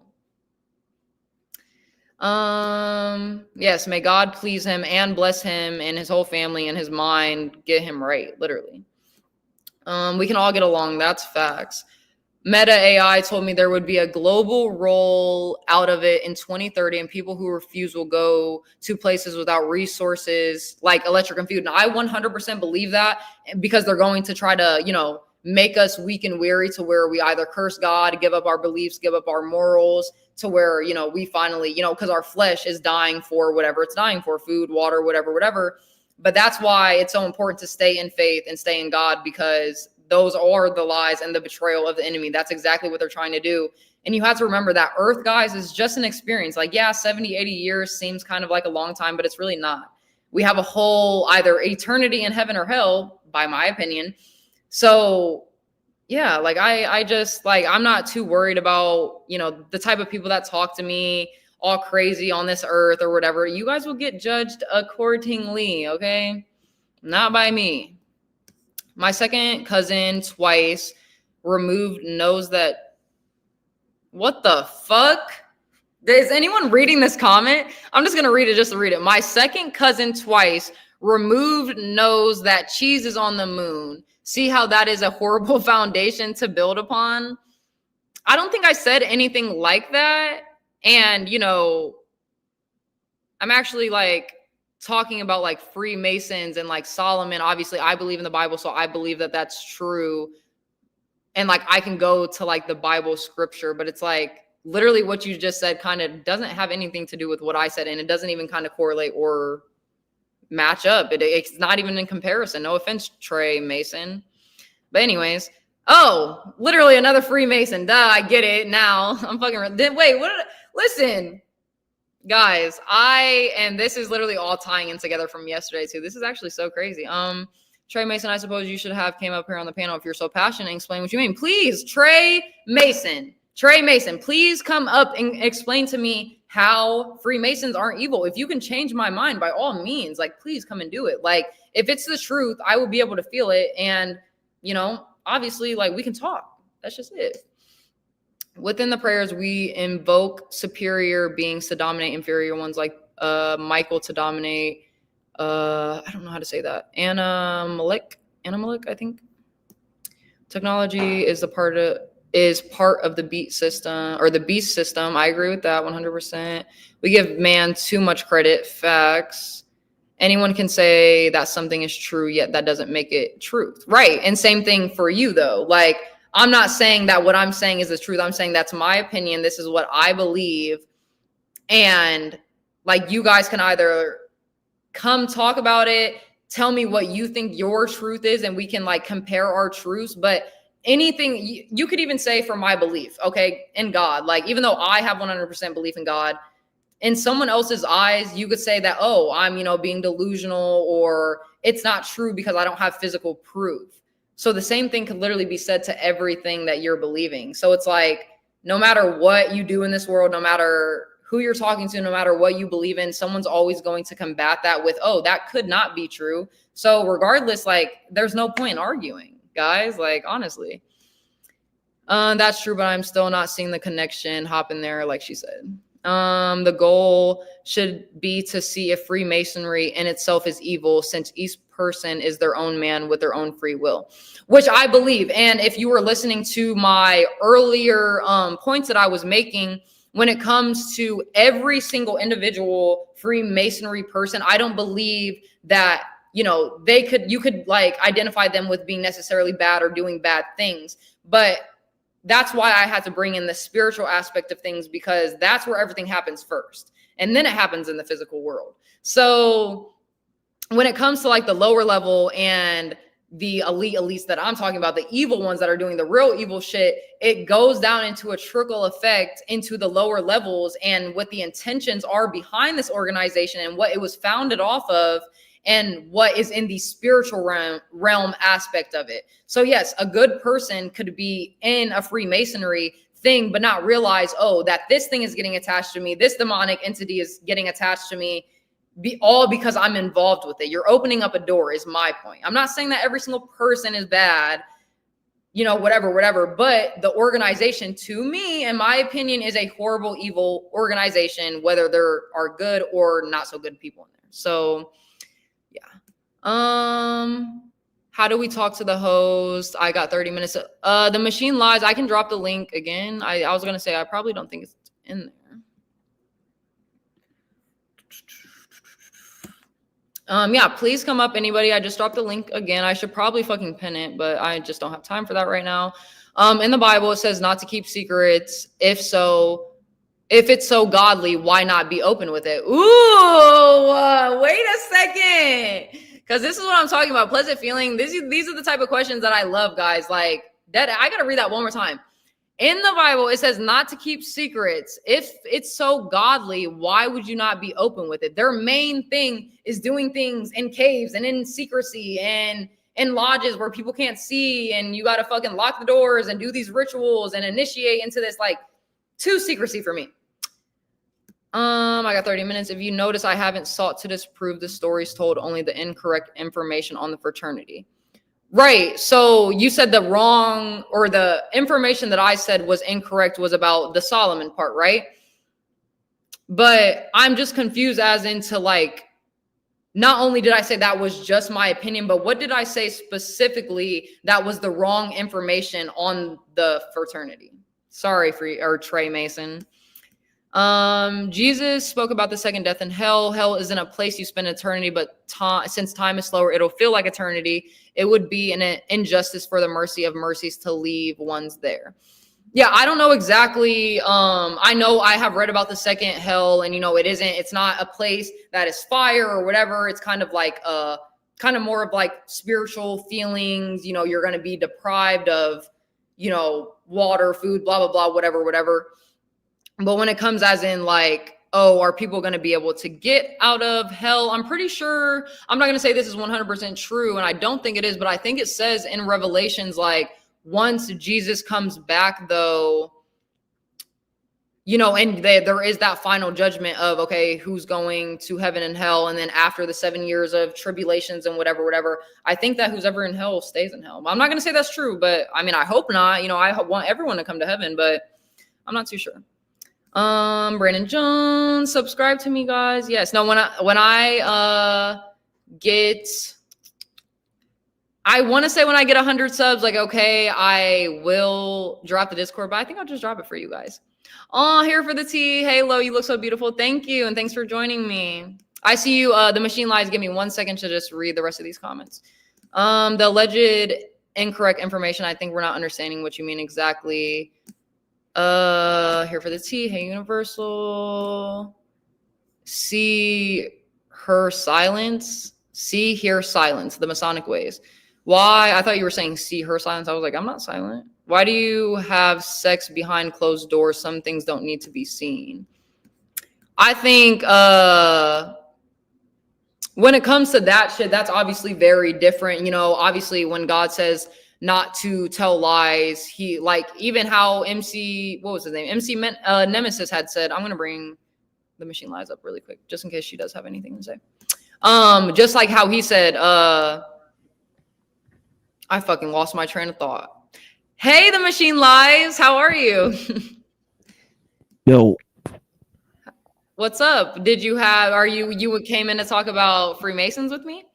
Oh yeah. I got tons of information on that. Real talk. Okay. So you're gonna educate me like some of these people refuse to do. Well, MC Nemesis, I wouldn't really expect much from him. That's like a LARPer troll. You know what I mean? I've never even heard of him, seen him, so I had no idea who he was. Yeah, he comes up on every channel and does that same thing. So it ain't even like that's just a protocol.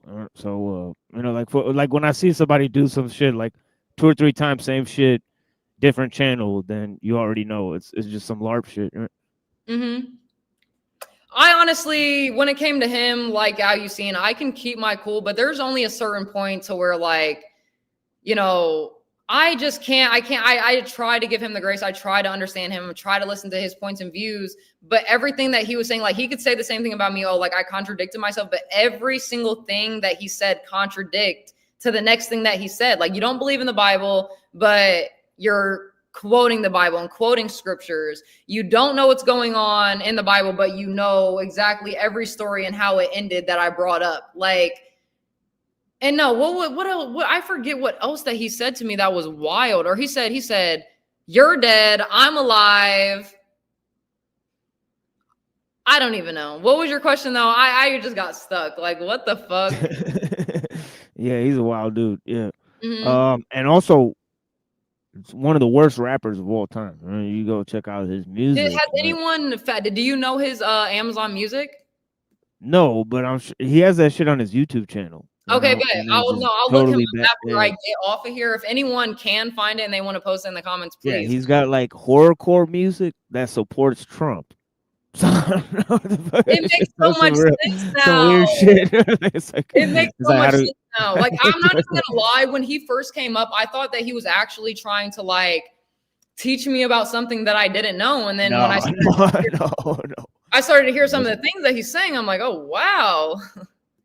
But we will get to Freemasons, and once I just want to read some of these comments. It's crazy. The old banks and buildings, council offices, etc., all made Masonic symbols. How they're getting rid of them all and metaversing it.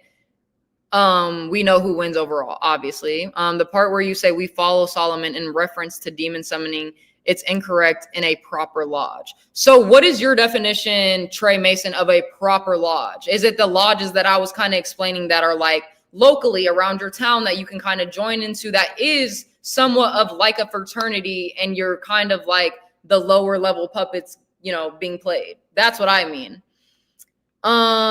Just saying, I've never been engaged in religious discussion before like this. This has been fun and Freemasonry. As for secrecy, every building has locks, every church has a safe, every business has trade secrets, every household has personal information. We'll get into the secrecy in 1 second. I mean, the rituals do involve sex, so that makes sense why they're hiding it. I just believe that some things will be revealed when the time is ripe, and now the time is ripe, and it's disclosure season. Hey, I believe that. Because everybody's getting called out. Everything's getting called out. If any ritual involves sex, then it is irregular and would not be recognized as a legit lodge. Okay. I mean, no, you're making some very good points, Trey Mason. I'm not going to lie. Maybe, obviously, I'm assuming that you are a person in Freemasonry. You could possibly be in, you know, a local lodge or a legit lodge, as you put it, that aren't doing sex rituals or, you know, demonic summonings or whatever. But let me ask you a question. Okay, let's just say what you're saying is the truth, and like the local right lodges that you're talking about don't do those things. What about the upper, let's just say, well, I forget what someone said because they are frauds. Let's just use upper echelons. What do you think that they're doing that they had to hide so much hidden secrecy, right? And they're doing, so let's bring in Bohemian Grove, fucking Star Island.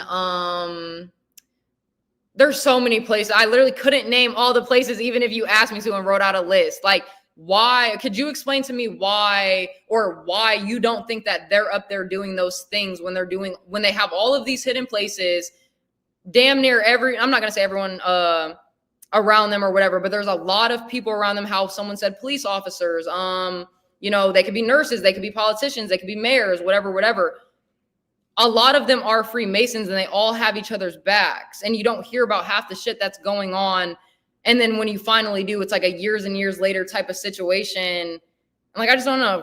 Could you answer that question for me? Oh, fuck that. You guys are commenting. Anyways, let's get to you, The Machine Lies. So what exactly do you have about like Freemasonry that you heard either that I was wrong about or that I didn't speak correctly on, or just like something that I didn't bring in? Well, I gotta really apologize. I'm just not coming into this discussion and saw you speaking with MC Nemesis, and I saw the title of the video, so I missed your presentation. So I'm gonna have to go back and watch your presentation on the topic. No, yeah, you're good. I honestly, it was a long ass. Like, I just did history behind them, what my opinions and shit was on them, and whatever. Yeah, that's dope. And I don't know how far back you went with your history, right? Maybe you went to 1600s or 1500s, or I didn't like get into the like big pinpoints of their history, but I did like, it says, they like basically the first sentence, the Freemasons or Masons are a fraternal organization with roots dating back to the late Middle Ages in Europe around the 14th century. Originally, obviously, it gives like they built cathedrals, castles, other stone structures, so they were actual workers. And then now when it kind of goes into later days and the modern days, they turned it into they started focusing on moral teachings, personal development, and philanthropy, using the tools and language of stone masonry as metaphors for building character and improving society. That's how they would explain their organization nowadays. Yeah. So you're talking about building the Temple of Solomon and all that type of stuff, but it goes way back to the first century, AD. You know what I mean, right? That's what I'm saying. Yeah. The 14th century, to me, that was too short of a time. I believe that shit goes back. They obviously probably weren't called Freemasonry or Freemasons. They could have been a different type of name, but the same organization with the same morals and outlooks on life. Yeah, they were called the Gnostics, right? And essentially, it was a reaction to Jesus' teaching, right? So they tried to create esoteric school of thought in response to Jesus' teaching. And what it was a syncretic school that combined Zoroastrianism, Orphic Pythagoreanism, and Jewish Jewish mysticism together in the first century. Could you tell me what the second one is? I've heard the first one and the Jewish one, but what is the second one that you explained? I believe I was talking about I guess Orphic Pythagoreanism. Right? Yeah, so could you just explain to me what that is? Yeah, that would be really prominent among and this is one of the really important ones. I'm glad you asked about this one, because this is one of the really fundamentally important things, because Orphic Pythagoreanism comes from Plato and Plato's tradition. See, if you really want to look at Freemasonry and you go into the explanations of Freemasonry, it's a combination of two things, which is Plato's philosophy and the Kabbalah, right? So it's a combination of Neoplatonism. See, the Gnostics, they inverted Plato's teaching, right? They use this term called the demiurge, right? I don't know that. Yeah. Plato came up with this concept called the demiurge, right? Which is it's like a god that's not all powerful. It's a god that needs to create through nature's laws, right? So, and he believed. So did Plato believe that was like the god of Earth, or he made that into just a different? Okay. Yeah. This is called deism, and right. So methodologically speaking, Freemasons are deists, right? They're not atheists. They're not you know what I mean? They don't believe like Lucifer and all those things. The ones that believe in Lucifer, they believe that that's a mythological figure, right? So it's methodological atheism and methodological deism, that comes from the Kabbalah, right? From the Kabbalistic systems, right?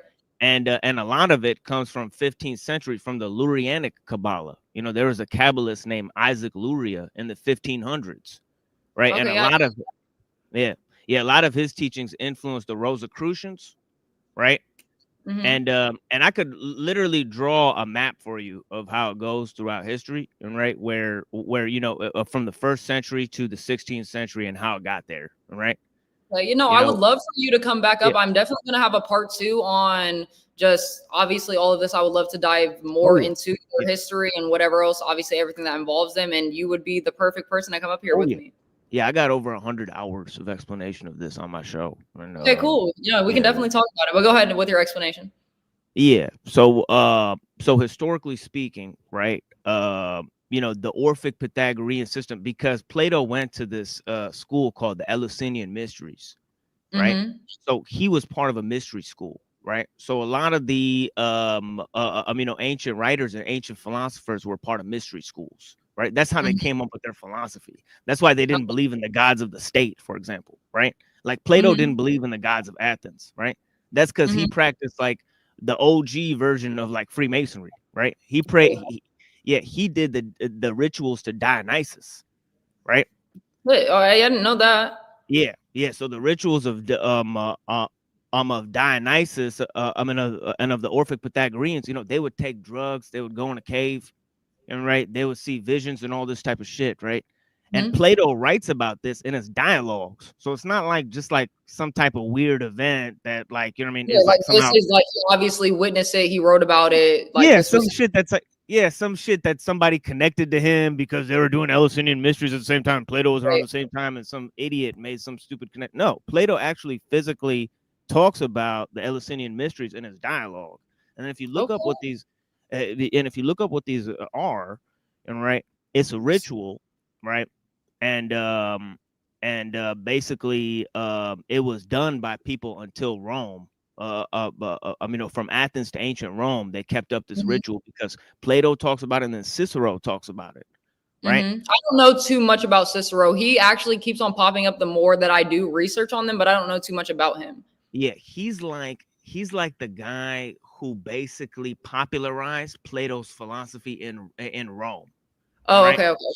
So Cicero, see, Plato wrote a book called The Republic, right? See, it's Cicero who changed his name to The Republic. Plato called the name of the book The Regime. And he said, I actually have heard about that. Now that you said they changed the name, that makes sense. Okay. Yeah, see, this is the difference between the esoteric and the exoteric, right? Is that they encode shit, right? And Plato's whole system is about how you can keep a lot of the knowledge away from the public, right? Through a system that he called philosopher kings, right? So he had a 3-tiered system in his society, right? And he said knowledge needs to be controlled top down. You know what I mean, right? So he already said the basic thing that Freemasons say. You know what I mean, right? To quote Bill Cooper, and right, he said, the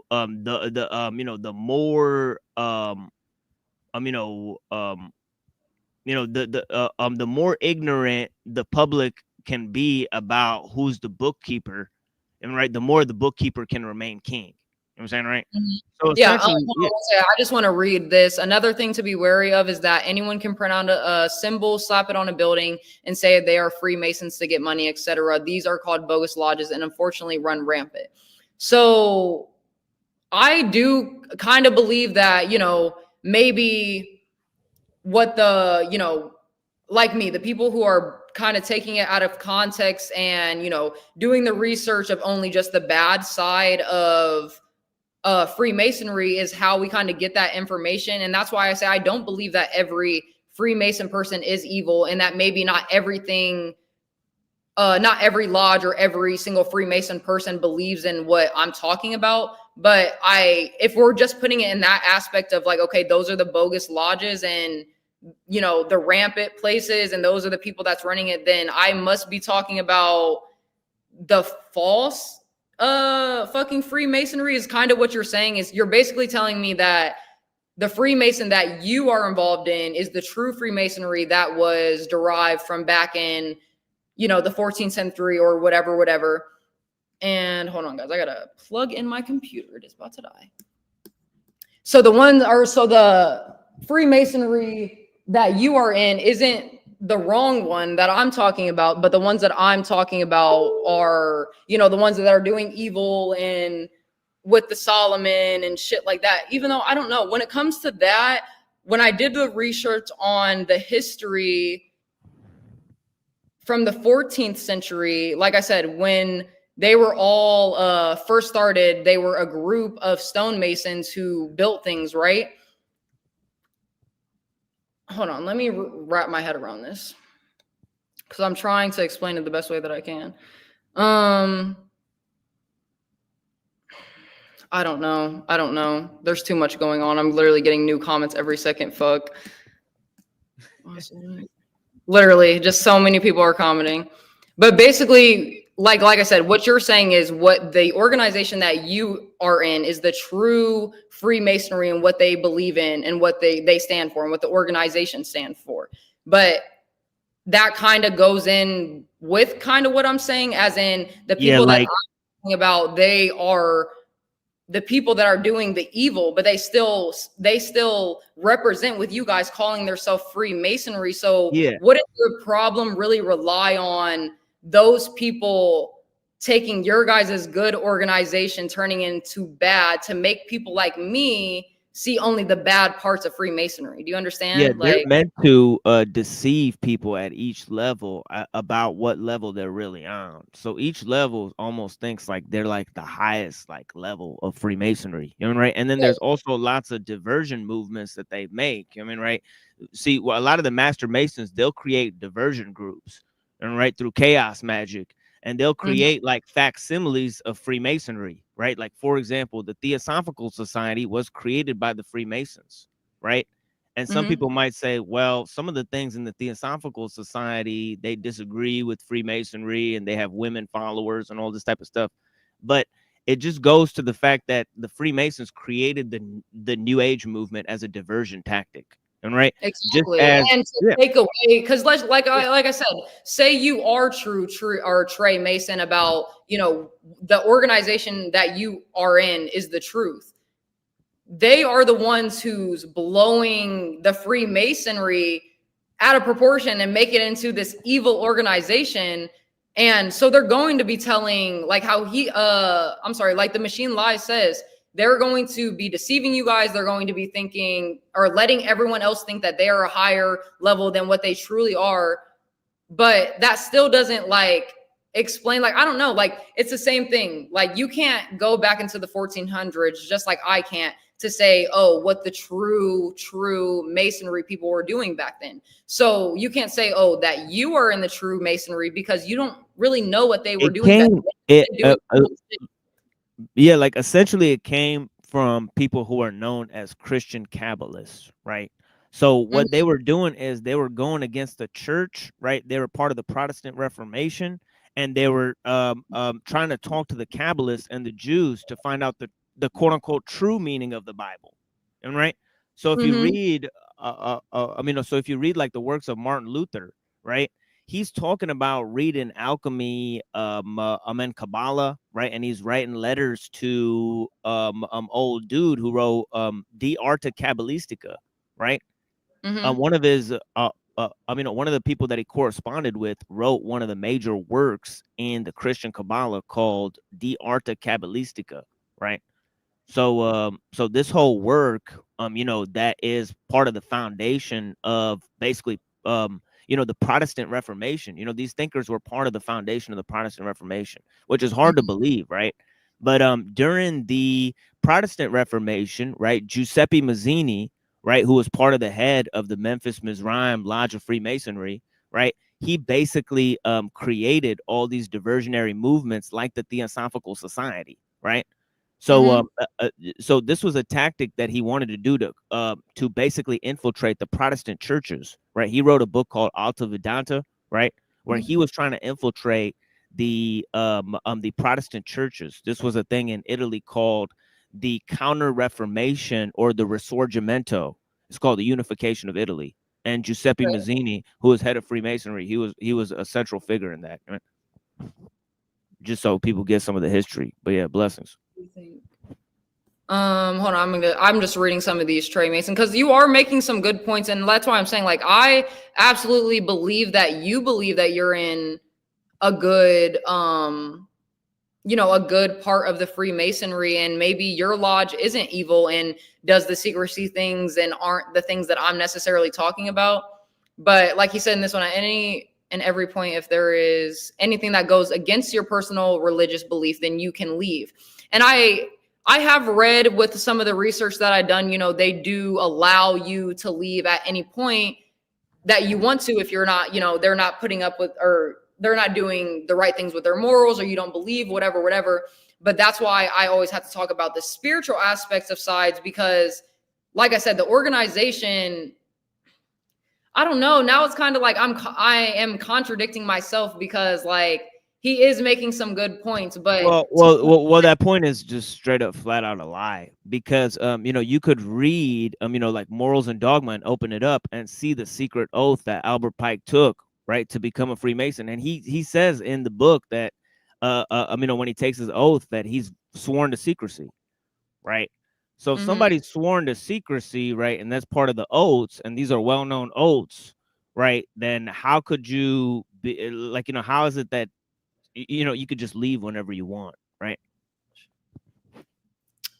Yeah, and he also said, because I know that he was, it doesn't make no sense. I mean, it literally doesn't make any sense. He was commenting back to the 33rd.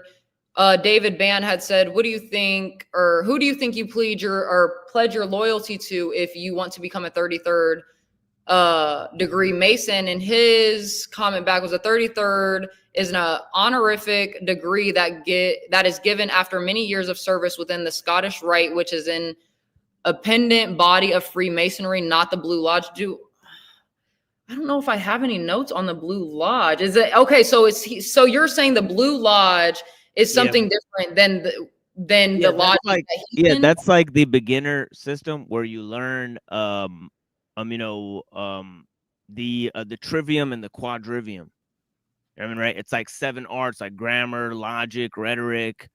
I seen a video on that yesterday, and I was like, those were the videos that I kind of took as what they're trying to make. They're going to put those videos out to make it seem like that easygoing organization and come and join, because you got to take the 7 literal arts or whatever they are to get into this and whatever else. But like, I don't know, like I feel like that's literally just a front to put on for everyone, so they don't really know what's going on in the back scenes. That's why I said and then he says, that's why I consider. And then he says and then he says Albert Pike was one person, right? Let me just ignore what Albert Pike said and listen to some rando in the internet chat. Like, what the fuck? That's just it. The goals, code, and objective and status quo for lodges to follow is in plain writing, and we all have access to that. Most of what people speak of comes from the appendant bodies.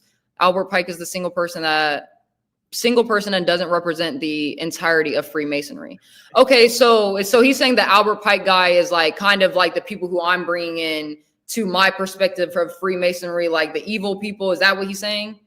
Yeah, but like the comment is like pointless, because it's like, dude, if somebody in the internet chat, like, you have no authority either, right? But obviously quoting Albert Pike has more authority than like some random guy in the internet chat. And that kind of just goes back into what I was saying just about the spiritual aspect of the Freemasonry organization. You guys don't know what it was founded off of. You don't know what it was built off of. You don't know how many rituals has, taken place within that organization, the curses that have been passed down from generations of someone being like, oh, my grandfather was a 32nd, now I'm one, and whatever else. You don't necessarily have to be in a bad lodge or be that bad person doing bad things for that shit to get attached to you. Like, and I'm not saying, oh, Trey Mason, I know what your morals are or anything like that, but like, do you believe in Jesus Christ? Do you believe that that's our Lord and Savior? Because that would give me the answer that I would need. Like, Thomas said, "Lo, it's okay. You are learning on the fly. I like that you're so open to information." Someone said Albert Pike is rotting in hell. Oh gosh, guys, let's not condemn anyone to hell. I don't know how old is that, or how old is that guy? When did he die? It's in the 1800s. 1800s. Damn, we're still quoting people from the 1800s. Well, I guess I do with the Bible, so it makes sense. Freemasonry comes from Cain, and what did he say? What is the antediluvian? Is that how you say that word? Antediluvian. Diluvian world, Babel, Egypt, and all kingdoms of the world. And shit, like, could you give me a timeline on that? Like, I really want to know when, like, the first, because I'm also putting, like, you guys are commenting shit, I'm putting this shit in my notes, because I told you I'm bringing my part 2 into this. Like, I'm not sure when I'm going to do it. Yeah, but you got to look up. Yeah, you got to look up the Nag Hammadi Gnostic Library from the 2nd century. That's the oldest works, right? That you can see. They mention Sophia, right? Or wisdom. It's a central figure. Yeah, it's a central figure in the theology. They also mention the demiurge, which is also known as the architect in Freemasonry, right? So, so both of these figures, Sophia and the demiurge, right? You're talking about, like, you know what I mean, like father and mother of this system. Which is literally depicted in the movie The Matrix, right? They got the architect and Sophia in The Matrix, right? You're talking about the first Matrix movie, or you're talking about the Matrix? Like, she's in the first one. Yeah, she's in the first one. There's an old dude called the architect that's at the end of the movie, and then there's an old lady called Sophia that's also, she's basically like an oracle, right? So you literally just, I haven't seen that movie in forever, but as soon as you said oracle, I knew exactly what you were talking about. Yeah, that slipped my mind too, for real. But yeah, the oracle, and then the architect, right? Like, that represents Sophia and the demiurge. I didn't know that's what that represented. Yeah, people don't know. Yep. The devil was there. Yeah, of course. Yeah, they embed that shit because a lot of the Jews who run the Hollywood stuff are basically part of Freemasonry. I mean, see, and I don't know Tony the Tiger. They don't follow like Judaism, right? Like, they don't follow that shit. Tony the Tiger pointed out Freemasonry is based on the worship of the old gods, Horus, on your money, Baphomet, Isis, Apollyon, and the rest of them. Yeah, that's the thing with with the Jewish Freemasons, they basically revert to the Canaanite gods. I mean, so if they were based off of the old gods, and like I'm not going to say we as in everyone, but me, myself, obviously, I believe that Jesus Christ is a savior and God is the only true God.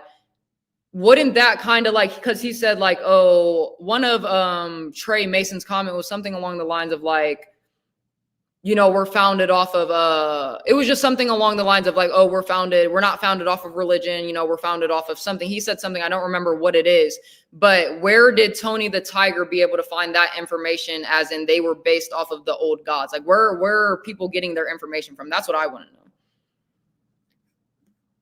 know. I think a lot of it comes from Orphic Pythagoreanism and the Gnostic syncretism, because the Gnostics, they didn't have like one or two gods that they pray to, right? They brought in tons of different, and that's what I mean by syncretism. Syncretism is a system where you combine lots of religious systems. All occult systems do that, right? So that's number one, all right? He said lies. No, I'm listening to you. I'm just trying to like read all of these comments and whatever, but my authority is that I'm an active Master Mason in good standing.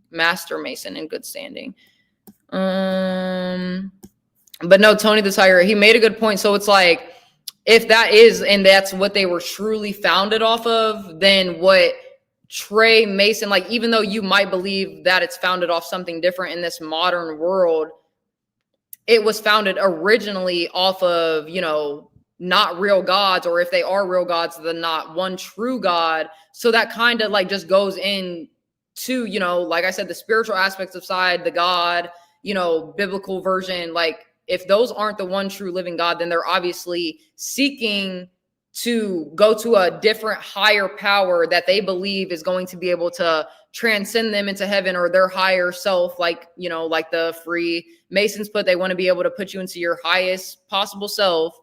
But if that's not God, then it's, you know, it's evil, then it's the devil. So it's like,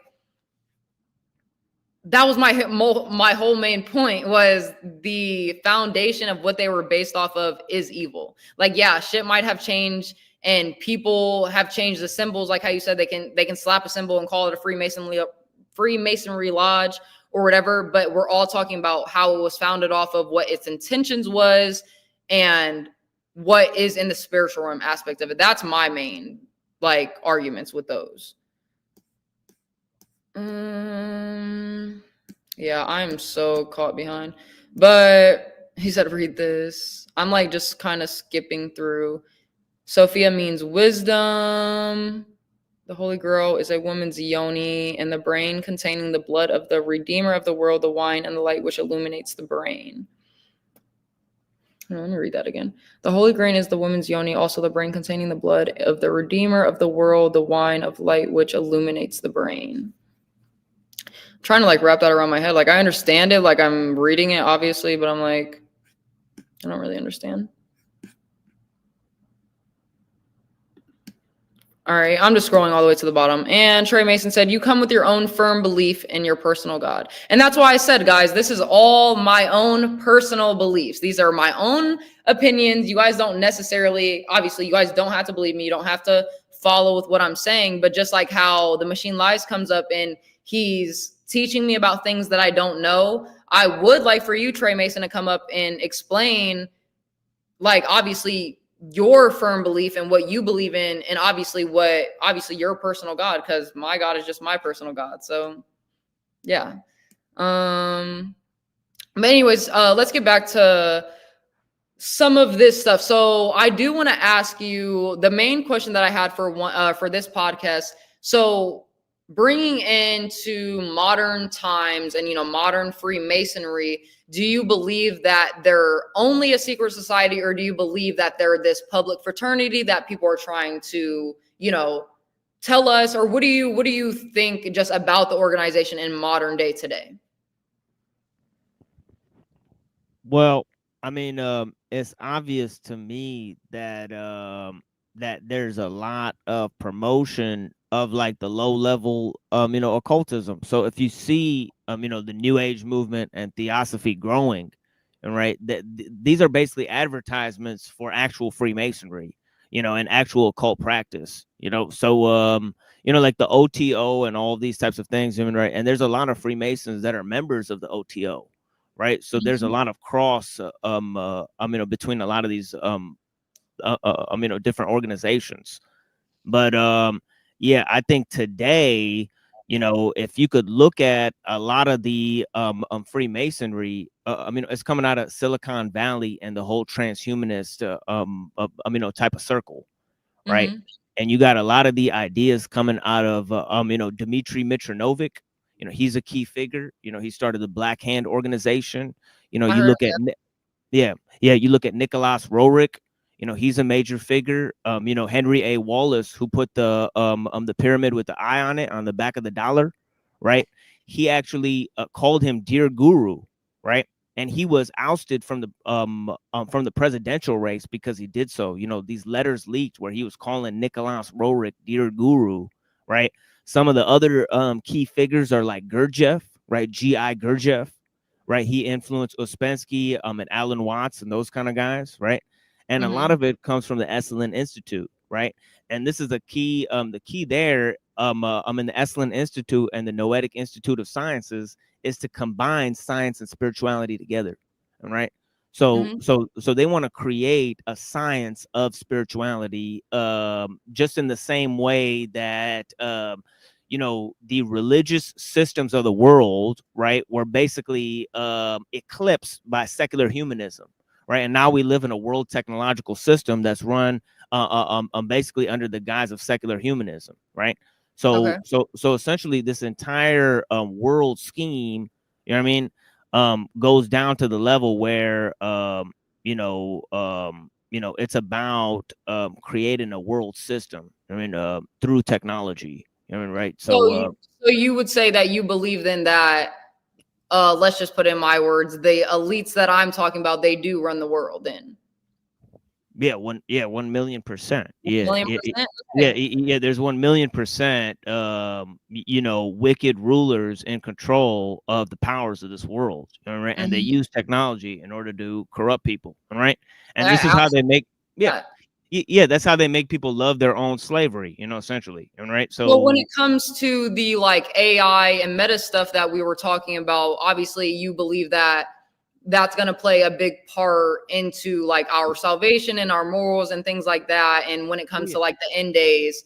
Look at how basically the technological secular humanist worldview has wiped out all the religious traditions. All right. It's combined world traditions. See, you need technology to do all those things. People don't look to mystery and philosophy and theology and all those things. Right. There's a huge disenchantment in the world, and it's because of our scientific hubris, right? People think all the systems of the world can be controlled through science and technology, right? And that leads to a nihilism, right? And I just want to read this real quick. Trey Mason said, I say law or local lodge because another thing I'm guessing people don't know is that there are different jurisdictions, etc. So there may be minor or particular differences. And then you did put another comment, but I guarantee no regular lodge is going to tell you what deity to believe in or to do anything that conflicts with God, family, neighbor, or yourself.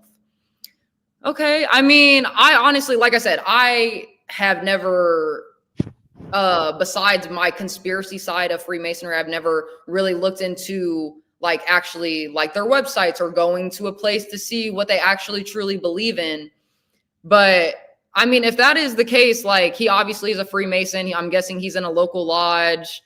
He isn't getting told not to believe in God or, Jesus, whatever. So, I mean, I kind of understand like what you're saying, but that still like doesn't like reflect from the fact that like I keep on going back to like the foundations and the organizations, like, or the main reason of the organization.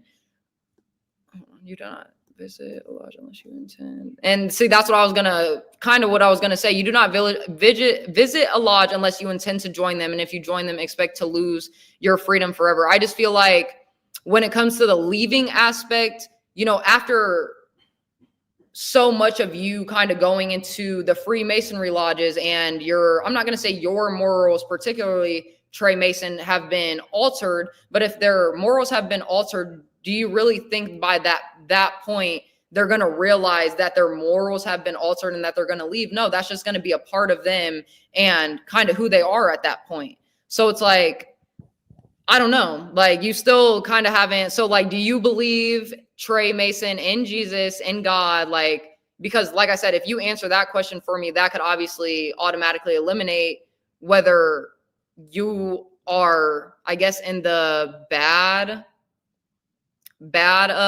people category that I'm putting into. I don't like to put it like that, but that's the best way I can put it for now. Trey Mason, but we could also say the same if you reach out to so-and-so. I'm just saying it's a bit hypocritical for you to point this out about others. It's a moot point. We've got a masonry in my town. My ex's dad was the top guy of that lodge. The logs and books they kept were crazy. BB, could you explain like what was in the logs? And because I would actually love to get people who either are obviously Freemasons or people that have had family or generations, whatever, tell me stories about the crazy things that or the crazy or not crazy things that have gone in there. Why they think we had that a bunch of times on our show. That's what I'm saying. I got a comment earlier from someone that said I think it was along the same thing. Like my ex's dad was one and he was absolutely crazy. Like I've gotten like people saying that. So like, I just want to know what are the crazy stories so I can kind of connect them with the history and the research that I'm doing to kind of come to like a resolution. It won't 100% be the truth because like I said, nobody will ever really know the truth on earth, but we can kind of come to like a census of what's going on. Yeah. I mean, it's a ideology. Right. And And you know, there's many different clubs and expressions that practice this type of ideology, right? But the main thing that you have to remember is it's an attempt to take theology and turn it into science, right? So it's an attempt to develop spiritual methods, right? Based on philosophies and also religious teaching, right? So so essentially, you know, there's lots of groups, like, you know, like the Gnostic and Hermeticists, they didn't have a central organization, right? Yet a lot of their ideas influence Freemasonry, like those two main ideas, you know, Sophia and the Demiurge and all those ideas, right? And those don't even come from the Gnostics; those come from Plato. You know, and their bastardization of Plato, in the Old Testament and all those ideas, right? So we're talking about thousands of years of, you know, historical development. You know what I mean? Over 2,000 years of historical development, right? That can't just be summed up in one type of organization. But the main thing that's important to realize is that modern forms of occultism, like Scientology, like the OTO, like Theosophical Society, they all can trace their origins to Freemasonry, which itself can trace its origins to the Rosicrucians. So wild to me. Yeah, so you know what I mean.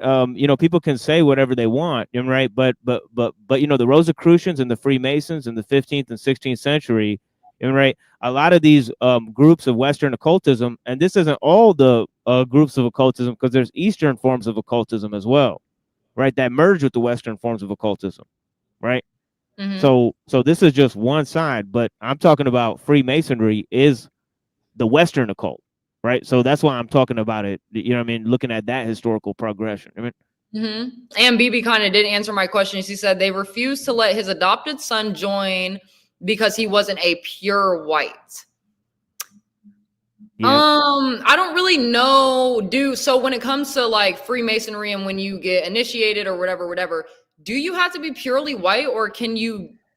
Well, the origins of it come from the idea of the pre-Adamite hypothesis, right? The Edomite? Okay, yep. Yeah, Adamite. Adamite. Adamite. That's yeah. So it's like, essentially, it's like that. There's people who came from Adam. Like Adam spawned different races of humans, right? Some of them are higher and lower level. This is where the bloodline stuff comes from, right? So they believe that they're part of the. I mean, some of the Freemasons, they believe in British Israelism, that they're the 13th tribe of Israel. All right, so they believe, yeah, but they believe that there's 13 tribes. You know, just like in the Edward Kessler book, you know, the 13th tribe. I have never known that people thought there was a 13th tribe. I've never heard of. Oh yeah, big time. Yeah, big time. This is called British Israelism or Christian Identity Movement, right? Or dispensationalism. Well, I'm definitely gonna have to look into that, because that's something I like. I'm not super big time. Like, in tune and knowledgeable about the 12 you ever tribes, but you ever hear the Schofield Bible? Oh, you're gonna have to look into this shit. Yeah, oh my goodness. Yes, no. Listen, I'm sure. Yeah, look up Schofield Bible. Yeah, look up Schofield Bible and the connections to Freemasonry and the Plymouth Brethren and their connections to Freemasonry, and you'll find exactly where Aleister Crowley, all this shit comes from, man. Like Coalfield, as in Colfield. No, Schofield, Schofield. Gotcha. Yeah, Schofield Bible and Freemasonry. Yeah, definitely, you'll learn a lot. Right? All right, but yeah, no, I already have like at least 7 things that I need to look up. So actually, I do have one question for you. Hold on one second. And so, do you know anything about G20 Summit? Yeah, 100%. Yeah.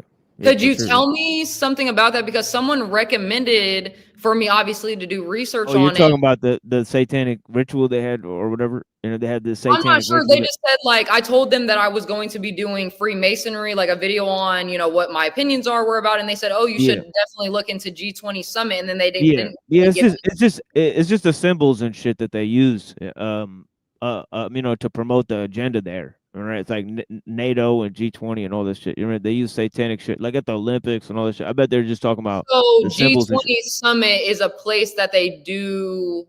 A G20 Summit is like a summit of like the 20 of the wealthiest countries in the world. I mean, right? So it's like a you it's like a world government meeting. So they're talking about like, look at the world government, right? Which is true. You know what I mean, right? If you look at the world government, you know what I mean? Yeah, they're trying to combine, you know what I mean, right? Because Christ, basically warned about that, right? He said they're gonna be, forming one world government, one world religion, and right, that this is all, what's going on, and there's gonna be an impulsion towards global politics, where he says there's wars and rumors of wars, right? So he's talking about global politics, global turmoil. Right? Oh, okay. All right, hold on 1 second. Trey Mason is going off in the comments. Every organization that has more than 10 people has a crazy story from someone. It's about the organization itself. What the organization itself stands for. Yeah, look into Trey Mason. Look into British Israelism and its corrections to Freemasonry, dude. All right, trust me, dude. You won't be. There's huge connections between British Israelism and Freemasonry. And right, if you're black, you should be concerned about that. He said, "I am also." Yeah, I know.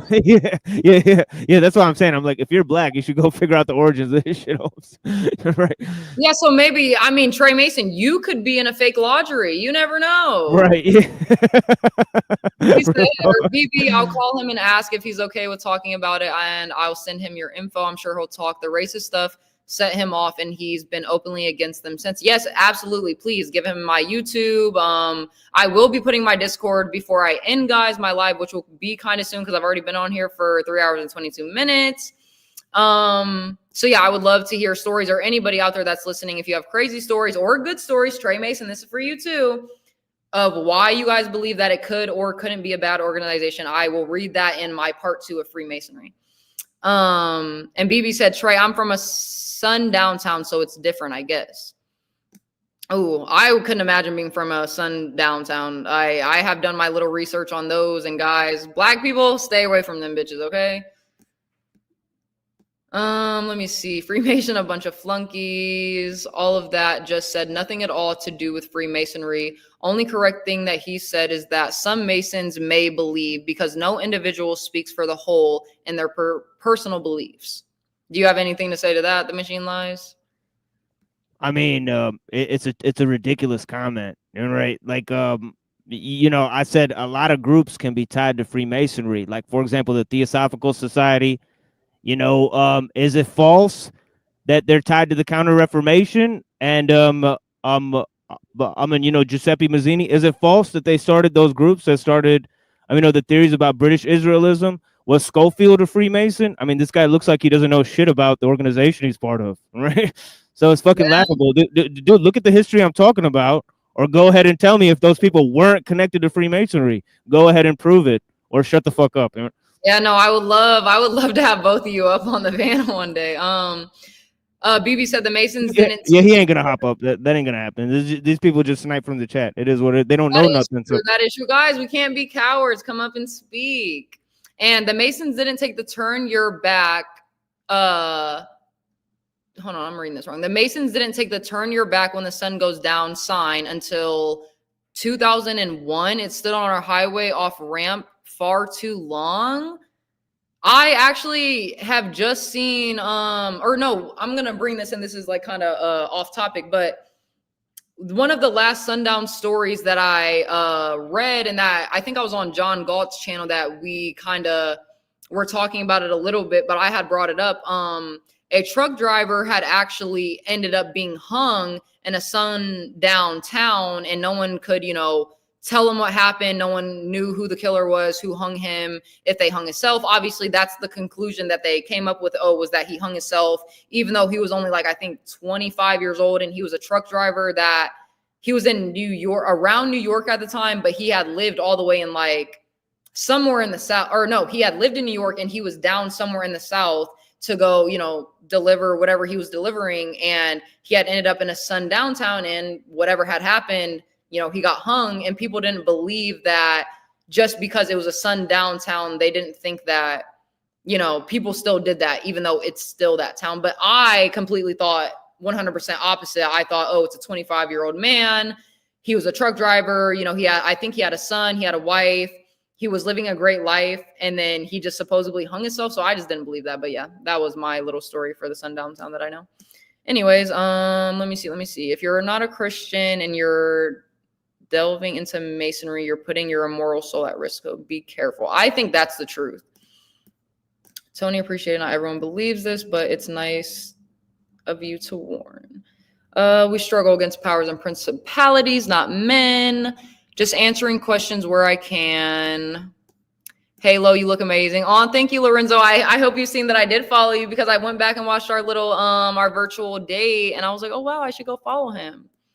When you have something that's hundreds of years old, you're gonna find a connection, but a connection isn't an origin. I mean, I somewhat agree with that, but I feel like just how the machine lies, he did like how he said, everything has a origin story. So something that we have to be reading has to be the origin of Freemasonry, whether it be the things that you have put, whether it be that what the machine lies has said or what I have said, but something that we have said has to be the origin. So it's either it is a good origin or a bad origin, but there's so many stories that connect it with a bad origin. And that's why I kind of am like falling off more into the evil end of it. That's what I would say. And then religion along with Masonry is individual and personal. It doesn't matter what color you are. If you are a Mason, you are a slave. I'm free and I will never be a slave. I'm not scared of anything. Okay. And let me see your last comment, Trey Mason. You said, as I was I'm guessing you meant to put, as was previously stated, just because a person chooses to attach themselves to something that's popular where they feel they may be able to network, etc., that does not reflect Freemasonry altogether.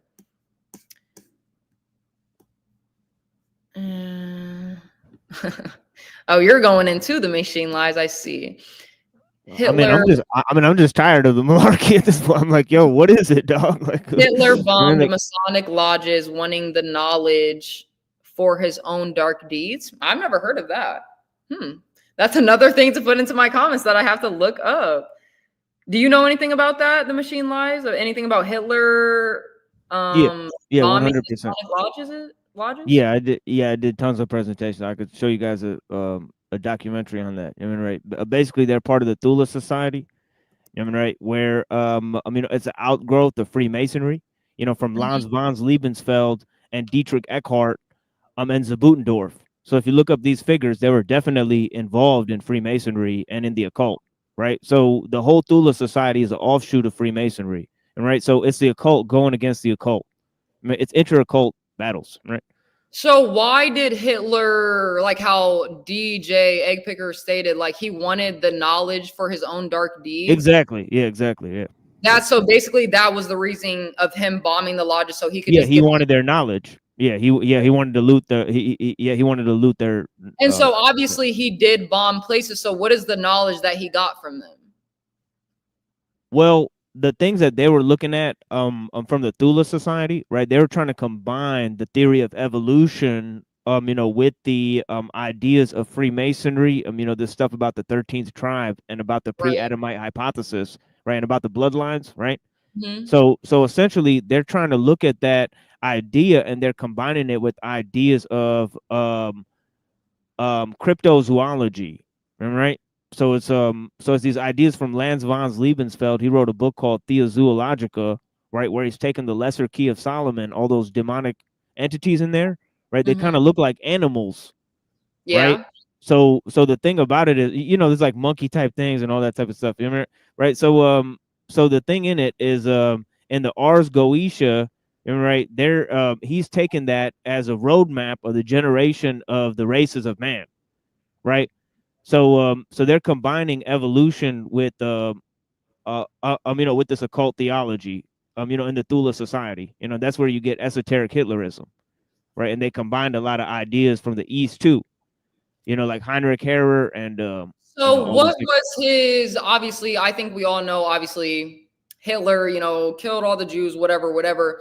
But when it came to this knowledge that he obtained from, you know, the lodges and stuff, what did he plan to do with that? Like, did he want to be in like power of, like, I'm just confused on that aspect. Like, what did he want to do with that knowledge? Like, he wanted to build his own type of like religion, or he wanted to add those things in together to like I'm just confused. Could you explain that to me?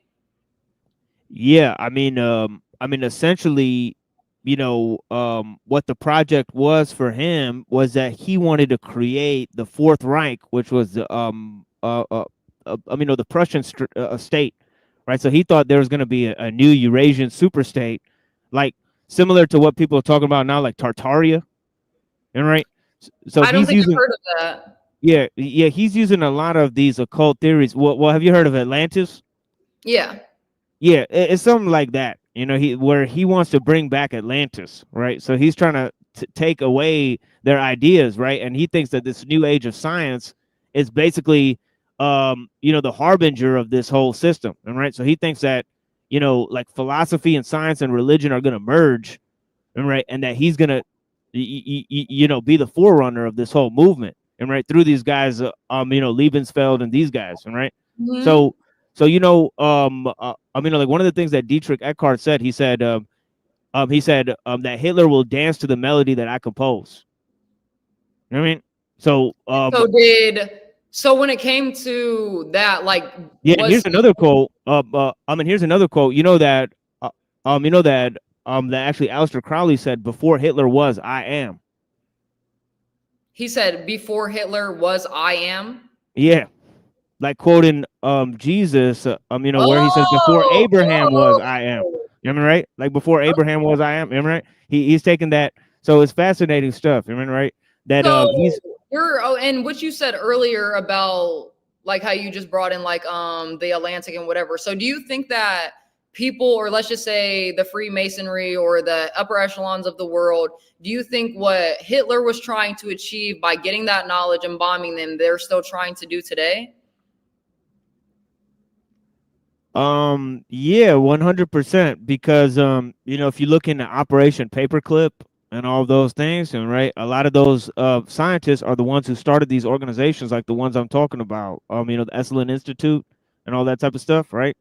Mhm. So a lot of that science came in, from the Frankfurt School. They started, ideas like MK Ultra and all those ideas, right? Yeah, So, I know a little bit about MK Yeah. Ultra. Isn't it like something that kind of they give, let's just say, let's take into modern day, they give like celebrities to basically like not like wipe their like memory, but kind of wipe their personality and make them into like, isn't that what that is, right? Well, I'll give you the entire thing of it. It's psychological experiments, right, that are run by Freemasons, basically funded by them, right, and then ran through the CIA, right. And one of the, basically what they do is they combine a postmodern philosophy, right, from Frankfurt, Germany, right, behavioral psychology, right, and the science of cybernetic systems, right, like computers, right. Oh, okay. So all the people that were part of that conference, right? If you look up Gregory Bateson, right, his ideas on the ecology of mind, right? Okay. Essentially, they were, essentially Gregory Bateson like started the CIA, basically, right? Like the CIA was basically started through this, MK Ultra. You know what I mean? Like it was when the OSS turned into the CIA. You know what I mean? Okay, And yeah, it had no, a lot to do with it. Yeah, and it had a lot to do with them making computers. The first computers. And then there was something that I wanted to ask you, because what was the last question I asked you? Whether or not they are trying to kind of bring in Hitler's ideologies when it comes to that into the real world. What was the question I was going to ask you? Yeah, Heinrich Herrer, who wrote 7 Years in Tibet, he tutored the Dalai Lama. Did you guys know that? He was an SS officer, that worked for Hitler, right? And that's how the Nazis got that swastika symbol, right? They took it from the Tibetan Buddhists, right?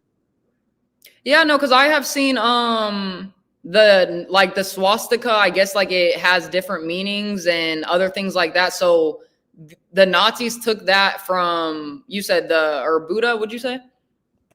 Yeah, they took it from the Tibetan Buddhists, right? Oh, okay. And then they changed it, and obviously to the swastika and the Nazi of what we know as it is today. Yeah. Okay. So if you look at Tibetan Buddhism, it's not like Buddhism from Buddha, but it's combining, shamanism. What's shamanism? it's like you know, the pagan practices of the people that live in Tibet, you know, before Buddhism entered the scene there, right? Because Buddhism spread from India to China. So it's like basically like the modern version of the pagan religions and like things that they were doing back then. Yeah, exactly. Okay, I got you. I'm trying to read some of these comments. I don't know why I do this to myself. Yeah, I should do this on my. No, it's good for the engagement. Yeah. Mm-hmm. Yeah. So Tony the Tiger said, "Open oaths are for the protection of our citizen. Jesus says to pray in the closet. No one listens." Trey Mason, good thing we also don't worship in Masonic lodges. When you mean you don't worship, like you're basically saying it kind of goes back into you saying like it's a fraternity. You guys don't do like worshiping there or anything like that. If I get what you're saying. And then you do, but you're not. Oh, okay. So Tony the Tiger said you do. He was commenting back to Trey Mason. You're just not aware of it. And that's what I was kind of saying earlier. You might not realize what the organization was founded off of, but that doesn't matter because it's all in the spiritual realm. I mean, it's 100% cap to say that Hitler was a Christian. Right? You know, is the Thule Society, is that organization a Christian organization, Trey Mason? I mean, come on, dude, answer the question. Was it a Christian organization? You know, or was it based on Freemasonry? And right, I mean, you know, anybody can look this up. It's like one Wikipedia search, one fucking Google search, and right. So Trey Mason's out here, you know what I mean, trying to drop disinfo. I mean, I'm pretty much convinced. Tony the Tiger said, Jesus said, love one another. I'm done trying to persuade people. I just say what I know and believe. Trey Mason said, Tony, that's an odd statement considering church is the body of Christ. Egg Picker says that you are a good guest. The machine lies, and I completely agree. I love you being on the panel. Silence is golden. BB said, okay, I sent you some stuff. I gotta wait to hear from my ex before I can log into the stuff I sent you. Okay, cool. I will check that once I get back on my phone. Hitler said, don't follow God, follow me. Did he really say that? The fuck crack you smoking. Did Hitler say that? Do you know the machine lies? I'm not sure. I mean, I did read some of his work, Mein Kampf. You mean, and it's. I mean, he's talking about the political system in Germany, right? Mostly, but yeah. Okay. Well, no. If Hitler said, "Don't follow God, follow me," I don't think it really mattered if he said he was a Christian or not. Right. So. Yeah. There's many branches of Freemasonry, so it's tricky. The one big takeaway of Jesus is that sacrifice is no longer necessary to placate the gods. Great guest, absolutely. Ask Hitler, since he said it, LOL. He said, Christian, cross-check if you like with your nice language, LOL. You sounded so confident when discrediting me. Look it up. LOL. What should I look up? If Thule Society was a Christian organization? It's not a Christian organization. Hitler was part of it, and you said Hitler was a Christian. So, sir, you've been discredited. Like, I'm sorry, dude. Like, you know, go and prove like how Hitler was a Christian, right? Or go provide sources on that. Like what? Yeah, I sound confident because you brought zero proof to what you stated, dude. And right, you obviously don't know what Christianity is or anything about Hitler. So it's fascinating. Right?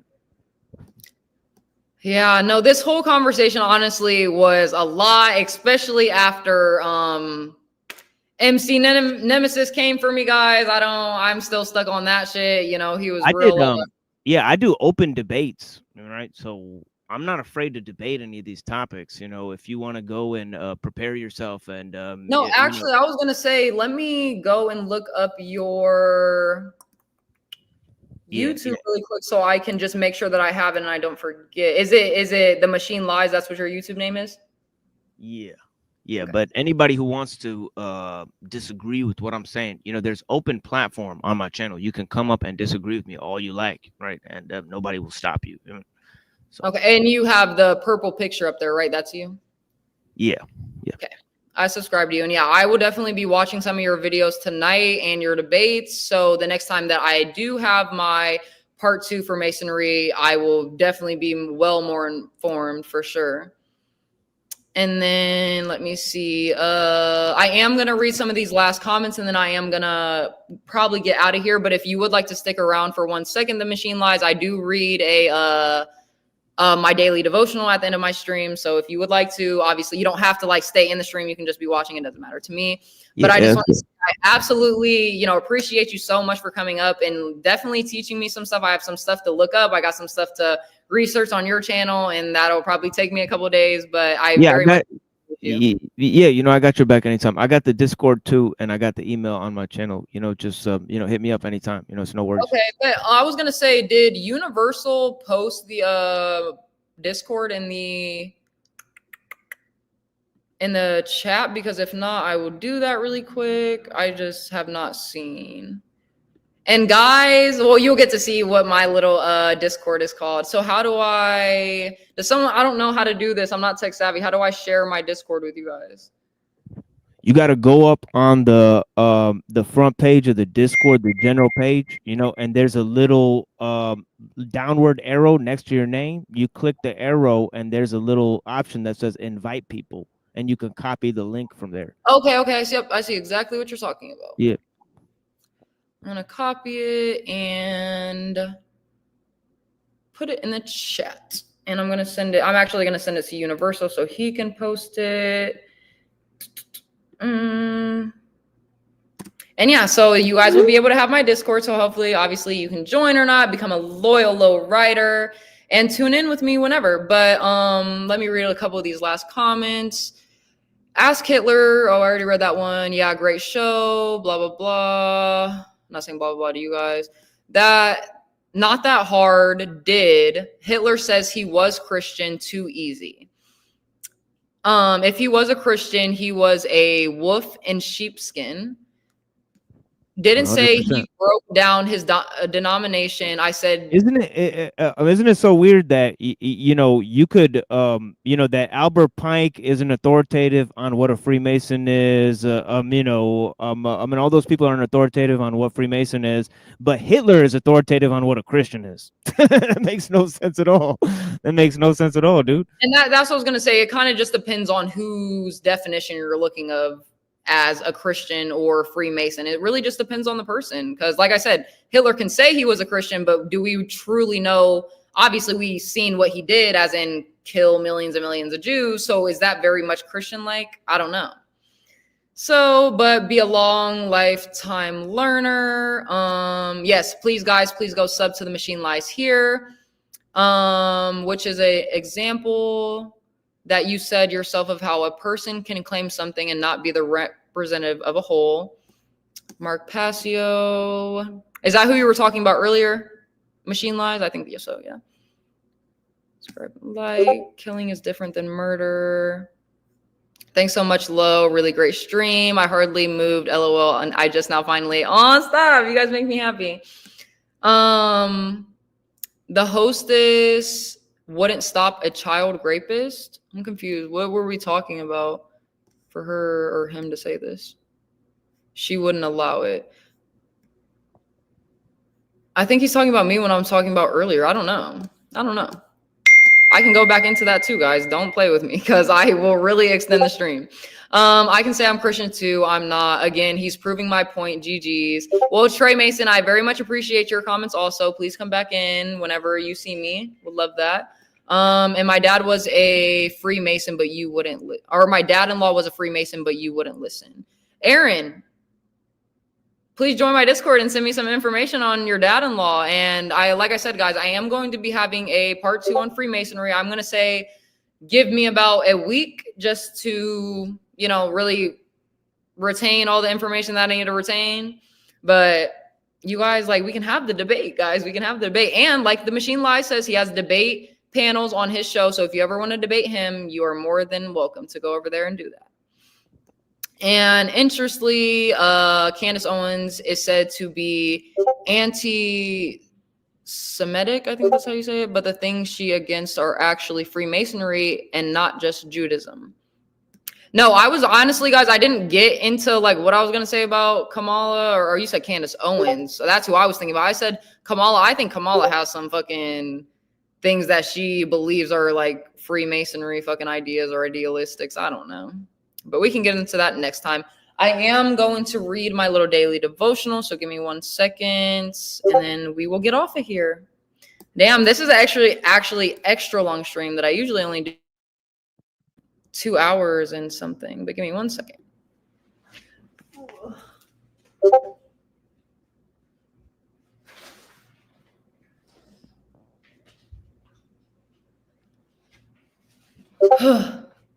Okay, guys, my legs, I just try to stand up, all my legs and bones just cracked. I've been sitting in the same place for fucking 3.5 hours.